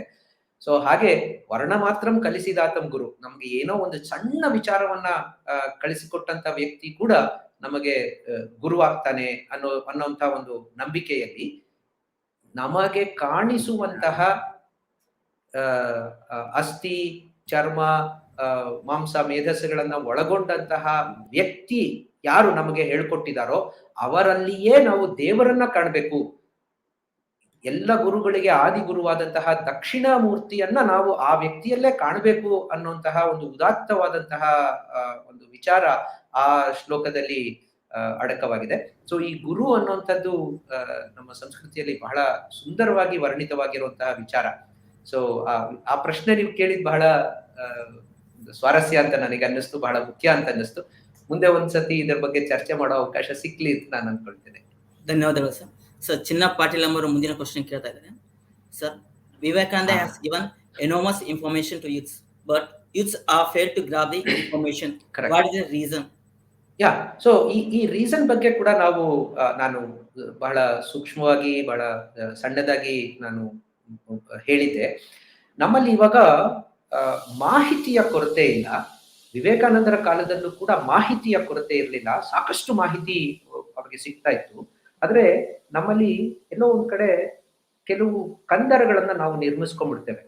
ನನಗೆ ಗೊತ್ತಾದಂತಹ ವಿಚಾರದ ಬಗ್ಗೆ ನಾನು ಆಲೋಚನೆ ಮಾಡಲ್ಲ, ಅದನ್ನ ನಾನು ನನ್ನದಾಗಿಸಿಕೊಳ್ಳಲ್ಲ. ಸೊ ಯಾವಾಗ ಅದು ನನ್ನದಾಗಿಸಿಕೊಳ್ಳಲ್ವೋ ಅದನ್ನ ನಾನು ಆಚರಣೆಗೆ ತರೋದಕ್ಕೆ ಸಾಧ್ಯವೇ ಇಲ್ಲ. ಸೊ ಅದು ಬಹಳ ದೊಡ್ಡ ಗ್ಯಾಪ್ ನಮ್ಮಲ್ಲಿ ಈಗ ಆಗ್ತಾ ಇರುವಂತದ್ದು. ಈಗ ಉದಾಹರಣೆಗೆ, ಈಗ ವಿವೇಕಾನಂದರ ಬಗ್ಗೆ ನಾನೇನೋ ತಿಳ್ಕೋಬೇಕು, ಸಪೋಸ್ ನಾನು ಭಾಷಣ ಮಾಡ್ಬೇಕು ಅಂತ ಅನ್ಕೊಳ್ಳೋಣ, ಯಾರೋ ಕರೆದ್ರು ಬನ್ನಿ ಭಾಷಣ ಮಾಡಿ ಅಂತ. ಸಡನ್ ಆಗಿ ಹೋಗ್ಬೇಕು. ನಾನು ಯಾವ ಅಧ್ಯಯನವನ್ನೂ ಕೂಡ ಮಾಡದೆ ಕೇವಲ ನನ್ನ ಮೊಬೈಲ್ ಫೋನ್ ಇಟ್ಕೊಂಡು ಗೂಗಲ್ ನಲ್ಲಿ ವಿವೇಕಾನಂದರ ವಾಕ್ಯಗಳು ಅಂತ ಹೇಳಿದ್ರೆ ಒಂದಿಷ್ಟುದ್ದ ಬಂದ್ಬಿಡ್ತದೆ, ಪೇಜ್ ಗಟ್ಟಲೆ ಬಂದ್ಬಿಡ್ತದೆ. ಸೊ ನಾನು ವಿವೇಕಾನಂದರ ಬಗ್ಗೆ ತಿಳ್ಕೊಳ್ಳೋ ಅವಶ್ಯಕತೆನೇ ಇಲ್ಲ, ಹೋಗ್ಬಿಟ್ಟು ಬಹಳ ದೊಡ್ಡದಾಗಿ ಭಾಷಣವನ್ನ ಮಾಡ್ಬಿಟ್ಟು ಬಂದ್ಬಿಡ್ಬೋದು. ಸೊ ಹಾಗೆ ಕೇವಲ ಇನ್ಫಾರ್ಮೇಶನ್ ನಲ್ಲಿ ಮಾತ್ರ ನಮ್ಮನ್ನು ನಾವು ಸೀಮಿತಗೊಳಿಸ್ಕೊಳ್ತಾ ಇರುವಂತಹ ಒಂದು ದುರದೃಷ್ಟಕರವಾದಂತಹ ಟ್ರೆಂಡ್ ನಾವೀಗ ನೋಡ್ತಾ ಇದ್ದೇವೆ. ಅದನ್ನ ನಾವು ತಪ್ಪಿಸ್ಲಿಲ್ಲ ಅಂತಂದ್ರೆ ನಮ್ಗೆ ಬಹಳ ದೊಡ್ಡ ಒಂದು ಕಂದರಗಳು ಸಮುದಾಯದಲ್ಲಿ ಏರ್ಪಟ್ಬಿಡ್ತವೆ. ಅದರಲ್ಲಿ ಡೆಪ್ತ್ ಇರಲ್ಲ, ಯಾರಲ್ಲೂ ಒಳಗಡೆ ಸತ್ವ ಇರಲ್ಲ, ಟೊಳ್ಳು ಗಟ್ಟಿ. ಇದು ಕೈಲಾಸಂ ಅವರ ಒಂದು ಅದ್ಭುತವಾದಂತ ಒಂದು ನಾಟಕ ಇದೆ, ಅದನ್ನ ಓದಿದಿರಿ ಅಂತ ನಾನು ಭಾವಿಸ್ತೇನೆ. ಓದಿಲ್ಲ ಅಂದ್ರೆ ದಯವಿಟ್ಟು ಓದಿ. ಯಾವುದು ಟೊಳ್ಳು, ಯಾವುದು ಗಟ್ಟಿ? ಕೇವಲ ವಿಚಾರಗಳನ್ನು ಮಾತ್ರ ತುಂಬಿಕೊಂಡಿರುವಂತದ್ದು ಎಲ್ಲ ಬರೀ ಟೊಳ್ಳು. ಎಲ್ಲಿ ಮೌಲ್ಯಗಳಿಲ್ವೋ ಅದು ಟೊಳ್ಳು. ಮೌಲ್ಯಗಳಿದ್ದಾಗ ಮಾತ್ರ ಅಲ್ಲಿ ಗಟ್ಟಿ ಬರ್ತದೆ. ಸೊ ಅದು ಬಹಳ ಮುಖ್ಯವಾದಂಥದ್ದು. ಬಹಳ ಮುಖ್ಯವಾದಂತ ಪ್ರಶ್ನೆ ಚಿನ್ನಪ್ಪ ಅವ್ರು ಕೇಳಿದ್ದಾರೆ, ವಿಚಾರವನ್ನ ಚಿನ್ನಪ್ಪ ಅವ್ರು ಎತ್ತಿದ್ದಾರೆ. ಸೊ ಕೇವಲ ವಿಷಯ ಸಂಗ್ರಹಣೆ, collecting facts leads us nowhere, ಅದು ನಮ್ಮನ್ನ ಎಲ್ಲಿಗೂ ತಗೊಂಡು ಹೋಗೋದಿಲ್ಲ. ಅದರಲ್ಲಿರುವಂತಹ ರಸವನ್ನ ನಾವು ಹೀರ್ಕೊಳ್ಬೇಕು. ಆ ರಸವನ್ನ ಹೀರ್ಕೊಂಡು ಜೀವನದಲ್ಲಿ ಅನುಷ್ಠಾನಕ್ಕೆ ತರಬೇಕು. ಅದು ಬಹಳ ಮುಖ್ಯ ಅಂತ ಅನ್ಸುತ್ತೆ. ಪುಸ್ತಕದಿ ದೊರೆತರಿವು ಮಸ್ತಕದಿ ತಳೆದ ಮಣಿ ಅಂತ ಹೇಳ್ತಾರೆ DVG ಅವರು. ನಾವು ಪುಸ್ತಕದಲ್ಲಿ ಓದ್ಕೊಂಡ್ರೆ ಅದೇನಪ್ಪಾ ಅಂದ್ರೆ ತಲೆ ಮೇಲೆ ಇಟ್ಕೊಳ್ಳುವಂತ ಒಂದು ಹೂವು ಅಥವಾ ಕಿರೀಟ. ಆದ್ರೆ ನಮ್ಗೆ ಯಾವ್ದಪ್ಪ ಅಂತಂದ್ರೆ ಮುಖ್ಯವಾಗಿ ಬೇಕಾಗಿರುವಂತದ್ದು ಪುಸ್ತಕದಲ್ಲಿರುವಂತದ್ದಲ್ಲ, ಮಸ್ತಕದಿ ತೆರೆದರಿವು ತರು ತಳೆದ ಪುಷ್ಪ. ನಮ್ಮ ಮಸ್ತಕ, ನಮ್ಮ ಬುದ್ಧಿಯಲ್ಲಿ ಬಂದಂಥದ್ದು ಒಂದು ಬಳ್ಳಿಯಲ್ಲಿ ಅರಳುವಂತಹ ಹೂವು ಆಗ್ತದೆ. ಅದು ಬಳ್ಳಿಯ ಸಾರ ಸರ್ವಸ್ವವನ್ನ ಹೀರಿಕೊಂಡು ಬಂದಿರುವಂತಹ ಒಂದು ಸುಂದರವಾದಂತಹ ಕ್ರಿಯೇಷನ್. ಅದು ಬೇಕಾಗಿರೋದು ನಮಗೆ, ಪುಸ್ತಕದ್ದಲ್ಲ, ಮಸ್ತಕದಲ್ಲಿ ನಮಗೆ ಬೇಕು. ಆಗಷ್ಟೇ ಬದಲಾವಣೆ ಸಾಧ್ಯ. So information should get converted to knowledge, and that knowledge should converted to wisdom in life. ಅದು ಮುಖ್ಯವಾದಂತಹ ಒಂದು ಸೀಕ್ವೆನ್ಸ್. ಅದನ್ನ ನಾವು ಹೆಚ್ಚಾಗಿ ಬೆಳೆಸಬೇಕು. ವಿವೇಕಾನಂದರು ಕೂಡ ಅದನ್ನೇ ಹೇಳಿದ್ರು. ಬಟ್ ಇವಾಗಿನ ಪರಿಸ್ಥಿತಿಯಲ್ಲಿ ಅದು ಇನ್ನೂ ಹೆಚ್ಚು ಪ್ರಸ್ತುತ ಅಂತ ನನಗನ್ಸುತ್ತೆ. ಚಿನ್ನ ಪಾಟೀಲ್ ಅವರಿಗೆ ಉತ್ತರ ಸಿಕ್ಕಿದೆ ಅಂತ ಭಾವಿಸ್ತೀನಿ ಸರ್. ಸರ್, ಮುಂದಿನ ಪ್ರಶ್ನೆ sir, what type of education system needed to present India present economy? So ಇದು ಕೂಡ ಬಹಳ ಒಂದು ದೊಡ್ಡ ವಿಚಾರ. ಇವತ್ತಿನ ನಮ್ಮ ಏನು NEP ನ್ಯಾಷನಲ್ ಎಜುಕೇಶನ್ ಪಾಲಿಸಿ ಬಂದಿದೆ, ಅದರಲ್ಲಿ ಸಾಕಷ್ಟು ಸಕಾರಾತ್ಮಕವಾದಂತಹ ವಿಚಾರಗಳು ಅಡಕವಾಗಿದೆ. ಸೊ ಅದು ಒಂದು ಒಳ್ಳೆಯ ಬೆಳವಣಿಗೆ ಅಂತ ನನಗನ್ಸುತ್ತೆ. ಅದನ್ನ ಇನ್ ಲೆಟರ್ ಅಂಡ್ ಸ್ಪಿರಿಟ್, ಕೇವಲ ಅಲ್ಲಿ ಬರ್ದಿರುವಂತಹ ಒಂದು ವಿಚಾರಗಳನ್ನ ಅಕ್ಷರಗಳ ತರ್ಜುಮೆ ಮಾಡೋದಕ್ಕಿಂತ ಅದನ್ನ ನಾವು ಇನ್ ಸ್ಪಿರಿಟ್, ಅದರ ಹಿಂದೆ ಇರುವಂತಹ ಒಂದು ಭಾವನೆಯನ್ನ ನಾವು ಸಾಕಾರಗೊಳಿಸ್ಕೊಂಡ್ರೆ ಆಗ ಒಂದು ಬದಲಾವಣೆ ಬರೋದಕ್ಕೆ ಸಾಧ್ಯ ಆಗುತ್ತೆ. ಸೊ ಮುಖ್ಯವಾಗಿ ನಾವು ಹೇಳೋದಾದ್ರೆ, ಇವತ್ತಿನ education system it is driving us towards more slavery than freedom.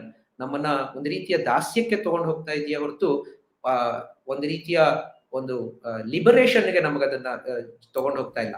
So ಅದು ಬಹಳ ದುರಂತ.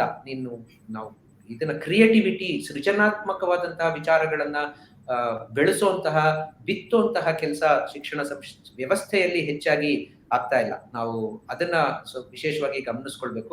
ಕೇವಲ ಮಾರ್ಕ್ಸ್ ನಿಂದ ಅಳಿಯುವಂಥದ್ದು, ಕೇವಲ ಸೀಟ್ ಗಿಟ್ಸುವಂಥದ್ದೇ ದೊಡ್ಡದು ಅನ್ನುವಂತ ಒಂದು ಮಾಪಕವನ್ನ ನಾವು ಮಕ್ಕಳಿಗೆ ನೀಡುವಂಥದ್ದು, ಇದು ಬಹಳ ದೊಡ್ಡ ದುರಂತ. ಸೊ ಅದರಿಂದ ನಾವು ಹೊರಗುಳಿದು, ನಾನು ಆಗ್ಲೇ ಹೇಳಿದಂಗೆ, ವಿದ್ಯೆ ವಿನಯವನ್ನ ಕಳಿಸ್ಬೇಕು. ವಿದ್ಯೆ ಮತ್ತೆ ವಿನಯ ಸೇರಿ ನಮ್ಮ ಯೋಗ್ಯತೆಯನ್ನ ಹೆಚ್ಚಿಸ್ಬೇಕು. ಆ ಯೋಗ್ಯತೆಗೆ ಅನುಸಾರವಾಗಿ ನಾವು ಕೆಲಸವನ್ನ ಮಾಡಿ ಒಳ್ಳೆ ಕೆಲಸಗಳನ್ನ ಮಾಡಬೇಕು. ಆಗ ಶಿಕ್ಷಣಕ್ಕೆ ಒಂದು ಅರ್ಥ ಸಿಕ್ಕತ್ತೆ. ಅಂತಹ ನೀತಿಯನ್ನ ನಮ್ದಾಗಿಸ್ಕೊಳ್ಬೇಕು. ಕೇವಲ ಪಾಶ್ಚಾತ್ಯರಿಂದ ಆಮದು ಮಾಡಿಕೊಂಡಂತಹ ಯಾವುದೋ ಒಂದಷ್ಟು ಸಿಸ್ಟಮ್ಸ್ ನಾವು ಜಾರಿಗೊಳಿಸ್ಕೊಂಡ್ರೆ ನಮ್ಮನ್ನ ನಾವು ಘಾಸಿಗೊಳಿಸ್ಕೊಂಡಂಗ ಆಗತ್ತೆ ಹೊರತು ನಮ್ಮನ್ನ ನಾವು ಮೇಲೆ ಕೆತ್ಕೊಂಡಂಗ ಆಗಲ್ಲ ಅಂತ ನನಗನ್ಸುತ್ತೆ. ಸರ್, ಅಭಿಷೇಕ್ ಪಾಟೀಲ್ ಅವರಿಗೆ ಉತ್ತರ ಸಿಕ್ಕಿದೆ ಅಂತ ಭಾವಿಸ್ತೀನಿ. ಸರ್, ರಿಷಿ ಎಂಬ ಮುಂದಿನ ಪ್ರಶ್ನೆ ಕೇಳ್ತಾ ಇದ್ದಾರೆ. To change the nation economy is to win politics or agriculture or employ or self employed? Youth have to be everywhere. Youth have to be everywhere. ಅದು ಅವರ ಒಂದು ಗುಣಧರ್ಮಗಳಿಗೆ, ಅವರ ಒಂದು ಸಾಮರ್ಥ್ಯಗಳಿಗೆ ಅನುಗುಣವಾಗಿ ಎಲ್ಲ ಆಯಾಮಗಳಲ್ಲಿ ಯುವಕರು ಮುಂದೆ ಬರಬೇಕಾಗ್ತದೆ. ಅವರು ಪ್ರಶ್ನೆ ಕೇಳಿರುವಂತದ್ದು ಕೂಡ ಬಹಳ ಒಂದು ಅರ್ಥಪೂರ್ಣವಾದಂಥದ್ದು. ಇವತ್ತಿನ ದಿವಸ ಈಗ ಪಾಲಿಟಿಕ್ಸ್ ಅಂತ ಅವರು ಕೇಳಿದ್ದಾರೆ, ಬಹಳ ಮುಖ್ಯ. ಪಾಲಿಟಿಕ್ಸ್ ಅನ್ನುವಂಥದ್ದು ಕೇವಲ ನಾವು ಅದನ್ನ ನಕಾರಾತ್ಮಕವಾಗಿ ನೋಡೋದಕ್ಕಾಗಲ್ಲ. ಯಾಕಂದ್ರೆ ದೇಶವನ್ನೇ ರೂಪಿಸುವಂತಹ, ಸಮಾಜದ ವ್ಯವಸ್ಥೆಯನ್ನೇ ಬದಲಾಯಿಸಬಲ್ಲಂತಹ ಒಂದು ಪ್ರಬಲವಾದಂತಹ ಭೂಮಿಕೆ ಅದು, ಒಂದು ಪ್ಲಾಟ್ಫಾರ್ಮ್. ಅದರಲ್ಲಿ ಯಾರು ಮುಂದಿನ ಜೀವನವನ್ನ ನಡೆಸಬೇಕೋ ಹಲವಾರು ದಶಕಗಳವರೆಗೆ ಅವ್ರು ಇಲ್ವೇ ಇಲ್ಲ ಅಂತಂದ್ರೆ, ಈಗ ಆಗ್ಲೇ 70-80 ವಯಸ್ಸಿನಲ್ಲಿ ಇರುವಂತವ್ರೇ ಎಲ್ಲ ತೀರ್ಮಾನಗಳನ್ನ ಮಾಡ್ತಾ ಇದ್ದಾರೆ ಅಂತಂದ್ರೆ, ಸ್ವಾಮಿ ಬದುಕಬೇಕಾಗಿರೋದು ನಾವು, ಬರೀ ನೀವಲ್ಲ, ನಮಗಾಗಿ ತೀರ್ಮಾನಗಳನ್ನ ನೀವು ತಗೊಳ್ಬೇಡಿ, ನಮ್ಮನ್ನು ಕೇಳಿ ಅಂತ ಹೇಳುವಂತಹ ಒಂದು ಮನೋದಾರ್ಢ್ಯ, ಆತ್ಮಸ್ಥೈರ್ಯ ಯುವಕರಿಗೆ ಬರಬೇಕು. ಆ ಜವಾಬ್ದಾರಿಯನ್ನ ತಗೊಳ್ಳುವಂತಹ ಮನೋಭಾವ ನಮ್ಮ ಯುವಕರಲ್ಲಿ ಬರಬೇಕು. ನಾವು ಎಲೆಕ್ಷನ್ ಸಮಯದಲ್ಲಿ ಯುವಕರನ್ನ ವೋಟ್ ಮಾಡಿಪ್ಪ ನೀವು ಬಂದು ಅಂತ ಹೇಳುವಂತಹ ಜನಜಾಗೃತಿ ಕಾರ್ಯಕ್ರಮಗಳನ್ನ ಬಹಳ ದೊಡ್ಡ ಮಟ್ಟದಲ್ಲಿ ಮಾಡಿದ್ವಿ. 3-4 ಜಿಲ್ಲೆಗಳಲ್ಲಿ ಮಾಡಿದ್ವಿ. ಆಗಿನ ಅನುಭವಗಳು ಇದನ್ನ ಹೇಳ್ತವೆ. ಯುವಕರಲ್ಲಿ ಆ ಜವಾಬ್ದಾರಿ ಅನ್ನೋದಿರ್ಲಿ, ಬೇಜವಾಬ್ದಾರಿಯ ಹಲವಾರು ನಿದರ್ಶನಗಳು ಇದ್ವು. ಮೊದಲನೇ ಸರ್ತಿ ವೋಟ್ ಮಾಡ್ತಾ ಇದೀವಿ ಅನ್ನುವಂತ ಹುಮ್ಮಸ್ನಲ್ಲಿ ಕೆಲವರು ಹೋದ್ರೆ ಎಷ್ಟು ವೋಟ್ ಮಾಡಿದ್ರು ಇಷ್ಟೇ ಸರ್ ಅನ್ನುವಂತಹ ನಕಾರಾತ್ಮಕ ನಿರಾಶಾವಾದದವರೇ ಹೆಚ್ಚಿರ್ತಾ ಇದ್ರು. ಅದನ್ನ ಬಿಡ್ಬೇಕು. ನಾನು ನನ್ನ ಜೀವನವನ್ನ ರೂಪಿಸ್ಕೊಳ್ಬೇಕಾದ್ರೆ ವ್ಯವಸ್ಥೆ ಬದಲಾಗ್ಬೇಕು. ಆ ವ್ಯವಸ್ಥೆ ನನ್ನಿಂದ ಹೊರತಲ್ಲ, ನಾನು ವ್ಯವಸ್ಥೆಯ ಭಾಗ. ಹಾಗಾಗಿ ನಾನು ಅದರಲ್ಲಿ ಭಾಗವಹಿಸ್ತೀನಿ ಎನ್ನುವಂತಹ ಹುಮ್ಮಸ್ಸು ಯುವಕರಲ್ಲಿ ಬರಬೇಕು. ಕೆಲವರು ಅದಕ್ಕೆ ಸರಿಯಾದಂತಹ ಒಂದು ಸಾಮರ್ಥ್ಯ ಹೊಂದಿರ್ತಾರೆ, ಅಂಥವ್ರು ಅಲ್ಲಿಗೆ ಹೋಗ್ಬೇಕಾಗುತ್ತೆ. ಸೊ ಹಾಗೆಯೇ ಅಗ್ರಿಕಲ್ಚರ್ ಅಂತ ಕೇಳಿದರೆ, ನಾನು ಇನ್ನೊಂದು ನೋಡುವಂತ ದುರದೃಷ್ಟಕರ ಬೆಳವಣಿಗೆ ಏನಂತಂದ್ರೆ, ಕೈ ಕೆಸರು ಮಾಡ್ಕೊಳ್ಳೋದಕ್ಕೆ ಜನ ಹಿಂದೇಟಾಗ್ತಾರೆ ಯುವಕರು. Everybody wants a white collar job, ಯಾವುದೋ ಒಂದು ಕೆಲಸದಲ್ಲಿ ನಾನು ಇರಬೇಕು ಅನ್ನುವಂಥದ್ದೇ ದೊಡ್ಡದು ಅಂತ ದುರದೃಷ್ಟವಶಾತ್ ಅನ್ಕೊಳ್ತಾ ಇದ್ದಾರೆ. ಅದು ಹಾಗಲ್ಲ. ಸೊ ಯುವಕರು, ಹೆಚ್ಚಿನ ಯುವಕರು ಈ ಮಣ್ಣಿನ ಕೆಲಸಕ್ಕೆ ವಾಪಸ್ ಬಂದಾಗಷ್ಟೇ ನಮ್ಮ ಅಗ್ರಿಕಲ್ಚರ್ ಕೂಡ ಇಂಪ್ರೂವ್ ಆಗೋದಕ್ಕೆ ಸಾಧ್ಯ ಆಗುತ್ತೆ. ಇದನ್ನ ರಿವರ್ಸ್ ಮೈಗ್ರೇಷನ್ ಅಂತ ಹೇಳ್ತೀವಿ. ವಾಪಸ್ ನಗರದಿಂದ ಹಳ್ಳಿ ಕಡೆಗೆ ಜನ ಬರ್ಬೇಕು, ಯುವಕರು ಬರ್ಬೇಕು. ಅದು ಸ್ವಲ್ಪ ಮಟ್ಟಿಗೆ ಪ್ರಾರಂಭ ಕೂಡ ಆಗಿದೆ. ಸೊ ಹಾಗೆ ಅದರ ಕಡೆ ಒಲಿವು ತೋರಿಸಿದಾಗ ಖಂಡಿತ ಸರ್ವಾಂಗೀಣ ಅಭಿವೃದ್ಧಿ ಸಾಧ್ಯ. ಯುವಕರು ಎಲ್ಲದರಲ್ಲೂ ಕಾರಕ ಶಕ್ತಿ. ಆ ಶಕ್ತಿಯ ಒಂದು ಪ್ರಯೋಗ ಎಲ್ಲ ಕ್ಷೇತ್ರಗಳಲ್ಲಿ ಆದಾಗಷ್ಟೇ ಸಮಗ್ರ ಅಭಿವೃದ್ಧಿ ಸಾಧ್ಯ ಆಗತ್ತೆ ಅಂತ ಅನ್ಸುತ್ತೆ. ಸರ್, ರಿಷಿ ಅವರಿಗೆ ಉತ್ತರ ಸಿಕ್ಕಿದೆ ಅಂತ ಭಾವಿಸ್ತೀನಿ ಸರ್. ಸರ್, ಲೈವ್ ಚಾಟ್ ಅಲ್ಲಿ ತುಂಬಾ ಪ್ರಶ್ನೆಗಳಿದಾವೆ. ಹಾಗೇನೆ ಫೇಸ್ಬುಕ್ ಮತ್ತು ಯೂಟ್ಯೂಬ್ ಅಲ್ಲಿ ಪ್ರಸಾರವಾಗ್ತಾ ಇದೆ ಸರ್. ಅಲ್ಲಿ ಕೂಡ ತುಂಬಾ ಪ್ರಶಂಸೆಗಳು ಬಂದಿದ್ದಾವೆ. ಅದೇ ಸಮಯದ ಅಭಾವದಿಂದ ಪ್ರತಿ ಪ್ರಶ್ನೆಗೆ ಎಲ್ಲರಿಗೂ ಒಂದು ಉತ್ತರ ಸಿಗುವಂತ ಪ್ರಯತ್ನ ಮಾಡ್ತೀವಿ ಸರ್, ಕೊಡುವಂತದ್ದು. ಸರ್, ಕಾರ್ಯಕ್ರಮ ಮುಂದಿನ ಹಂತಕ್ಕೆ ತಗೊಂಡು ಹೋಗ್ತೀನಿ ಸರ್. ಪ್ರಶ್ನೆ ಕೇಳಿದ ಎಲ್ಲಾ ಬಂಧುಗಳಿಗೂ ಹಾಗೂ ಉತ್ತರ ನೀಡಿದ ಶ್ರೀ ಡಾಕ್ಟರ್ ಸೀತಾರಾಮ್ ಅವರಿಗೆ ಧನ್ಯವಾದಗಳು. ಈಗ ಕಾರ್ಯಕ್ರಮದ ಅಧ್ಯಕ್ಷತೆಯನ್ನು ವಹಿಸಿಕೊಂಡಿರುವ ನಮ್ಮ ಬ್ಯಾಂಕಿನ ನಿರ್ದೇಶಕರಾದ ಶ್ರೀ ಜಿ ದೊಡ್ಡಬೋರಯ್ಯರವರು ಅಧ್ಯಕ್ಷ ನುಡಿಗಳನ್ನಾಡುವಂತೆ ವಿನಂತಿಸುತ್ತೇನೆ.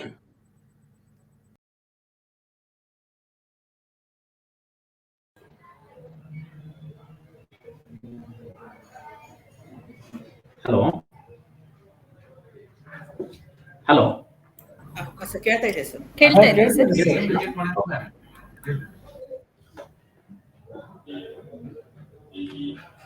ಎಲ್ರಿಗೂ ನನ್ನ ಹೃತ್ಪೂರ್ವಕ ನಮಸ್ಕಾರಗಳು. ನಮ್ಮ ಈ ವಿಕಾಸ್ ಬ್ಯಾಂಕಿನ ಬೆಳ್ಳಿ ಹಬ್ಬದ ಸರಣಿ ಕಾರ್ಯಕ್ರಮದ ಅಡಿಯಲ್ಲಿ ವಿಷಯವಾದಂತಹ ಯುವ ವಿಕಾಸ್, ಅದರಲ್ಲಿ ಇವತ್ತಿನ ವಿಷಯ ಇಂದಿನ ವಿಷಮ ಪರಿಸ್ಥಿತಿಯಲ್ಲಿ ಯುವಕರ ಪಾತ್ರ. ಈ ಕುರಿತು ಮಾತನಾಡಲಿಕ್ಕೆ ನಮ್ಮ ಈ ಕಾರ್ಯಕ್ರಮಕ್ಕೆ ಸಂಪನ್ಮೂಲ ವ್ಯಕ್ತಿಗಳಾಗಿ ಆಗಮಿಸಿರತಕ್ಕಂತಹ ಶ್ರೀ ಡಾಕ್ಟರ್ ಸೀತಾರಾಮ್ ಅವರಿಗೆ ಮೊದಲನೆಯದಾಗಿ ನಾನು ನಮ್ಮ ವಿಕಾಸ್ ಬ್ಯಾಂಕಿನ ಆಡಳಿತ ಮಂಡಳಿ ಮತ್ತು ಬ್ಯಾಂಕಿನ ಸಿಬ್ಬಂದಿ ಹಾಗೂ ಈ ಕಾರ್ಯಕ್ರಮದಲ್ಲಿ ಪಾಲ್ಗೊಂಡಿರತಕ್ಕಂಥ ಎಲ್ಲ ಪ್ರೇಕ್ಷಕರ ಪರವಾಗಿ ಹೃತ್ಪೂರ್ವಕ ಅಭಿನಂದನೆಗಳನ್ನು ಮತ್ತು ಕೃತಜ್ಞತೆಗಳನ್ನು ತಿಳಿಸಲು ಇಚ್ಛಿಸ್ತೇನೆ. ಆಮೇಲೆ ಅವರು ಇವತ್ತು ವಿವೇಕಾನಂದರ ಹುಟ್ಟಿದ ದಿನ. ಈಗಲೇ ಸಾಕಷ್ಟು ಪ್ರಶ್ನೆಗಳನ್ನ ಕೇಳ್ತಾ ಹೋದ್ವಿ. ಸೀತಾರಾಮ್ ಸರ್ ಅವಾಗಿಂದ ಹೇಳಿದ ವಿಷಯಕ್ಕಿಂತ ಜಾಸ್ತಿ ಒಂಥರ ಇಂಟ್ರೆಸ್ಟಿಂಗ್ ಆಗಿತ್ತು. ಕೊನೆಗೆ ಏನು ಅಂತಂದ್ರೆ ಪ್ರಶ್ನೋತ್ತರಗಳು ಸಮಯ ಬಂದಾಗ ನಿಜಕ್ಕೂ ಅಚ್ಚರಿ ಅನ್ಸುತ್ತೆ. ಅಂದ್ರೆ ನಮ್ಮ ಯುವ ಜನಾಂಗ ತಮ್ಮ ಮನಸ್ಸಿನಲ್ಲಿ ಎಷ್ಟೆಲ್ಲ ಪ್ರಶ್ನೆಗಳನ್ನ ಅಡಗಿ ಕೂತ್ಕೊಂಡಿವೆ ಅಂದ್ರೆ ಅದಕ್ಕೆ ಉತ್ತರನೇ ಸಿಕ್ಕಕ್ಕಾಗಿಲ್ಲ. ಇವತ್ತು ನಾವಿವತ್ತು ಪದವೀಧರರಾಗಿದ್ದೇವೆ. ಅದರಲ್ಲಿ ಯಾರೆಷ್ಟು ಜನ ಡಿಗ್ರಿ ಹೋಲ್ಡರ್ಸ್ ಇರ್ಬೋದು, PhD ಹೋಲ್ಡರ್ಸ್ ಇರ್ಬೋದು, ಅಥವಾ ಪೋಸ್ಟ್ ಗ್ರಾಜುಯೇಷನ್ ಹೋಲ್ಡರ್ಸ್ ಇದ್ದಾರೆ. ಅಂದ್ರೆ ಆಗಿನ ಗುರುಕುಲ ಪದ್ಧತಿ ನಮ್ಮ ಅಂದ್ರೆ ಹಿಂದಿನ ಕಾಲದಲ್ಲಿ ಬಹುಶಃ ವಿವೇಕಾನಂದರು ಇದ್ದಿದ್ದು 19ನೇ ಶತಮಾನದಲ್ಲಿ.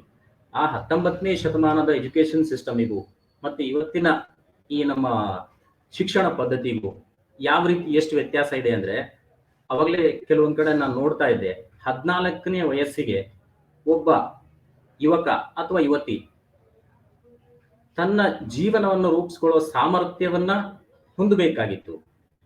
ಅಂತ ಸಾಮರ್ಥ್ಯವನ್ನ ಕೊಡುವಂತ ಶಿಕ್ಷಣ ಇವತ್ತು ಬೇಕಾಗಿದೆ ಎಲ್ಲರಲ್ಲಿ ಅಂತ ನಾನು ಭಾವಿಸ್ತೇನೆ. ಅದಿದ್ದಾಗ ಮಾತ್ರ ಅದು ಒಳ್ಳೆ ಶಿಕ್ಷಣ ಪದ್ಧತಿ, ಅದು ಯಾವುದೇ ಆಗಿರ್ಬೋದು. ಯಾಕೆ ಅಂತಂದ್ರೆ ಇವಾಗಲೇ ಹೇಳ್ತಾ ಇದ್ರು, ಅಡಾಪ್ಟಿಂಗ್ ಅಂದ್ರೆ ಬೇರೆಯವರಿಂದ ನಾವು ಬಾರೋ ಮಾಡಿಕೊಂಡು ಎಲ್ಲದನ್ನೇ ಇವತ್ತು ಇಟ್ಕೊಂಡ್ಬಿಟ್ಟಿದೀವಿ.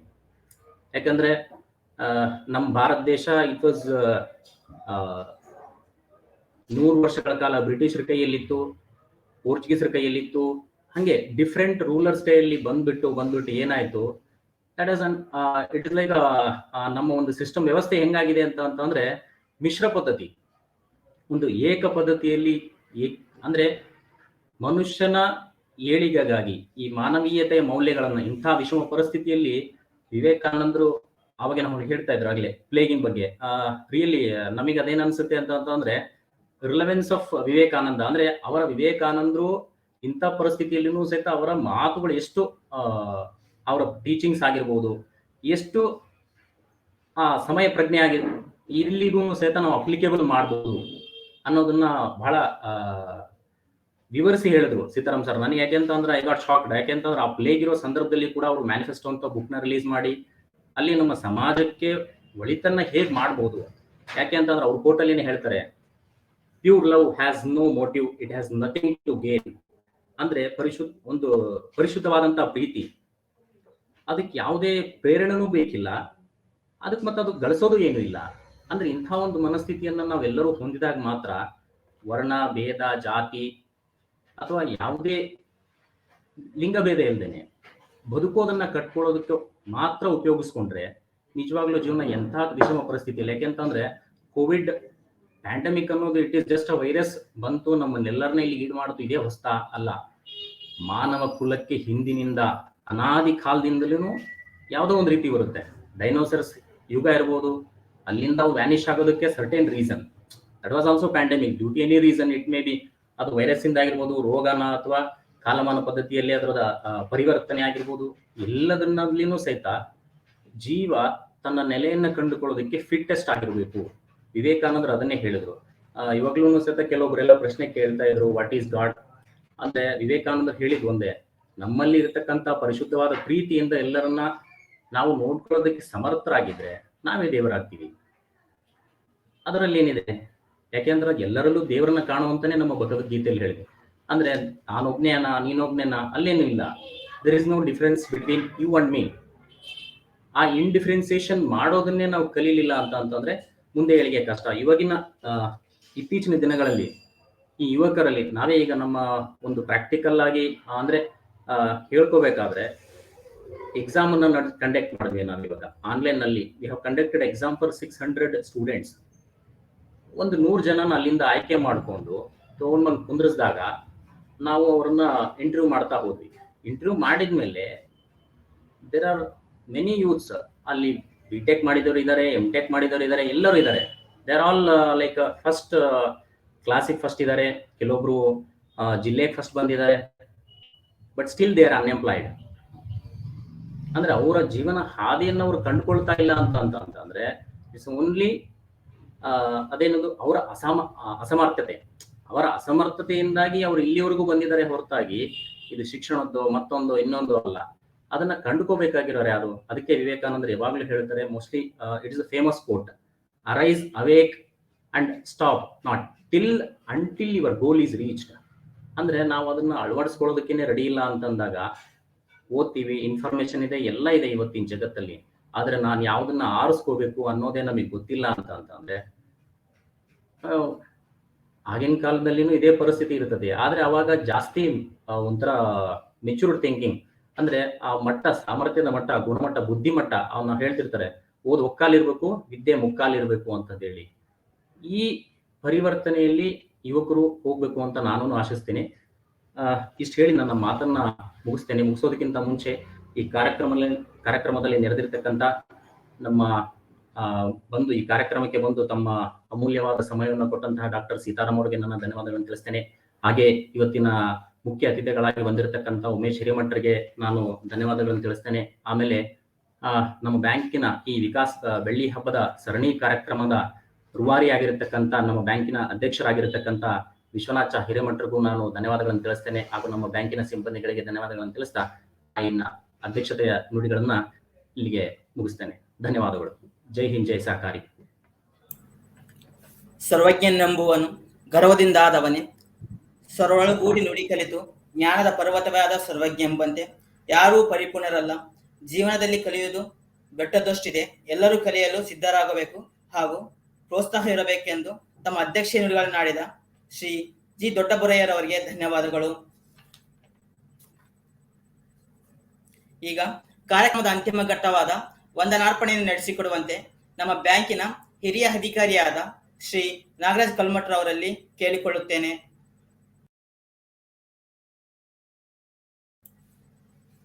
ಎಲ್ಲರಿಗೂ ನಮಸ್ಕಾರಗಳು. ವಿಕಾಸ್ ಬ್ಯಾಂಕಿನ ಬೆಳ್ಳಿ ಹಬ್ಬದ ಸಂಭ್ರಮಾಚರಣೆಯ ಅಂಗವಾಗಿ ಹಮ್ಮಿಕೊಂಡ ಯುವ ಜನರ ಕುರಿತಾದ ಯುವ ವಿಕಾಸದ ಸರಣಿ 21ನೇ ಕಾರ್ಯಕ್ರಮಕ್ಕೆ ಸಂಪನ್ಮೂಲ ವ್ಯಕ್ತಿಗಳಾಗಿ ಆಗಮಿಸಿ ಇಂದಿನ ವಿಷಮ ಪರಿಸ್ಥಿತಿಯಲ್ಲಿ ಯುವಕರ ಪಾತ್ರ, ಸ್ವಾಮಿ ವಿವೇಕಾನಂದರವರ ಜೀವನ ಸಂದೇಶದ ಪ್ರಸ್ತುತತೆ ಎಂಬ ವಿಷಯದ ಕುರಿತು ಮಾಹಿತಿ ನೀಡಿದ ಡಾಕ್ಟರ್ ಸೀತಾರಾಮ್ ಅವರಿಗೆ ಹೃತ್ಪೂರ್ವಕ ಧನ್ಯವಾದಗಳು. ಹಾಗೇನೆ ನಮ್ಮ ಮನವಿಯ ಮೇರೆಗೆ ಕಾರ್ಯಕ್ರಮಕ್ಕೆ ಅತಿಥಿಗಳಾಗಿ ಆಗಮಿಸಿದ ಮಾನ್ಯ ಶ್ರೀ ಉಮೇಶ್ ಹಿರೇಮಠ್ ಅವರಿಗೆ ಆತ್ಮೀಯವಾದ ಧನ್ಯವಾದಗಳು. ಅಂತೆಯೇ ನಮ್ಮ ಬ್ಯಾಂಕಿನ ನಿರ್ದೇಶಕರು ಮತ್ತು ಇಂದಿನ ಕಾರ್ಯಕ್ರಮದ ಅಧ್ಯಕ್ಷತೆಯನ್ನು ವಹಿಸಿರುವ ಮಾನ್ಯ ಶ್ರೀ ಜಿ ದೊಡ್ಡಬೋರಯ್ಯ ಅವರು ಅಧ್ಯಕ್ಷತೆಯನ್ನು ವಹಿಸಿ ಕಾರ್ಯಕ್ರಮವನ್ನು ಯಶಸ್ವಿಯಾಗಿ ನಡೆಸಿಕೊಟ್ಟಿರುವುದಕ್ಕೆ ಅವರಿಗೆ ತುಂಬು ಹೃದಯದ ಧನ್ಯವಾದಗಳು. ಹಾಗೇನೆ ಬೆಳ್ಳಿ ಹಬ್ಬದ ಎಲ್ಲ ಕಾರ್ಯಕ್ರಮಗಳಿಗೆ ಮಾರ್ಗದರ್ಶಕರಾಗಿರುವ ಬ್ಯಾಂಕಿನ ಅಧ್ಯಕ್ಷರಾದ ಸಹಕಾರಿ ರತ್ನ ಮಾನ್ಯ ಶ್ರೀ ವಿಶ್ವನಾಥ್ ಛ ಹಿರೇಮಠ್ ರವರಿಗೆ ತುಂಬು ಹೃದಯದ ವಂದನೆಗಳು. ಇಂದಿನ ಕಾರ್ಯಕ್ರಮದಲ್ಲಿ ಏರ್ಮೀಟ್ ವೆಬಿನಾರ್, ಯೂಟ್ಯೂಬ್ ಮತ್ತು ಫೇಸ್ಬುಕ್ನಲ್ಲಿ ಲೈವ್ ವೀಕ್ಷಣೆ ಮೂಲಕ ಪಾಲ್ಗೊಂಡಿರುವ ಅತಿಥಿ ಗಣ್ಯರು, ಆಮಂತ್ರಿತರು, ನಮ್ಮ ಬ್ಯಾಂಕಿನ ಸದಸ್ಯರು, ಗ್ರಾಹಕರು ಸೇರಿದಂತೆ ಪತ್ರಿಕಾ ಹಾಗೂ ದೃಶ್ಯ ಮಾಧ್ಯಮದ ಎಲ್ಲಾ ಬಂಧುಗಳಿಗೂ ನಾನು ಬ್ಯಾಂಕಿನ ಆಡಳಿತ ಮಂಡಳಿ ಹಾಗೂ ಸಿಬ್ಬಂದಿ ವೃಂದದ ಪರವಾಗಿ ತುಂಬು ಹೃದಯದ ವಂದನೆಗಳನ್ನು ತಿಳಿಸುತ್ತೇನೆ. ಧನ್ಯವಾದಗಳು.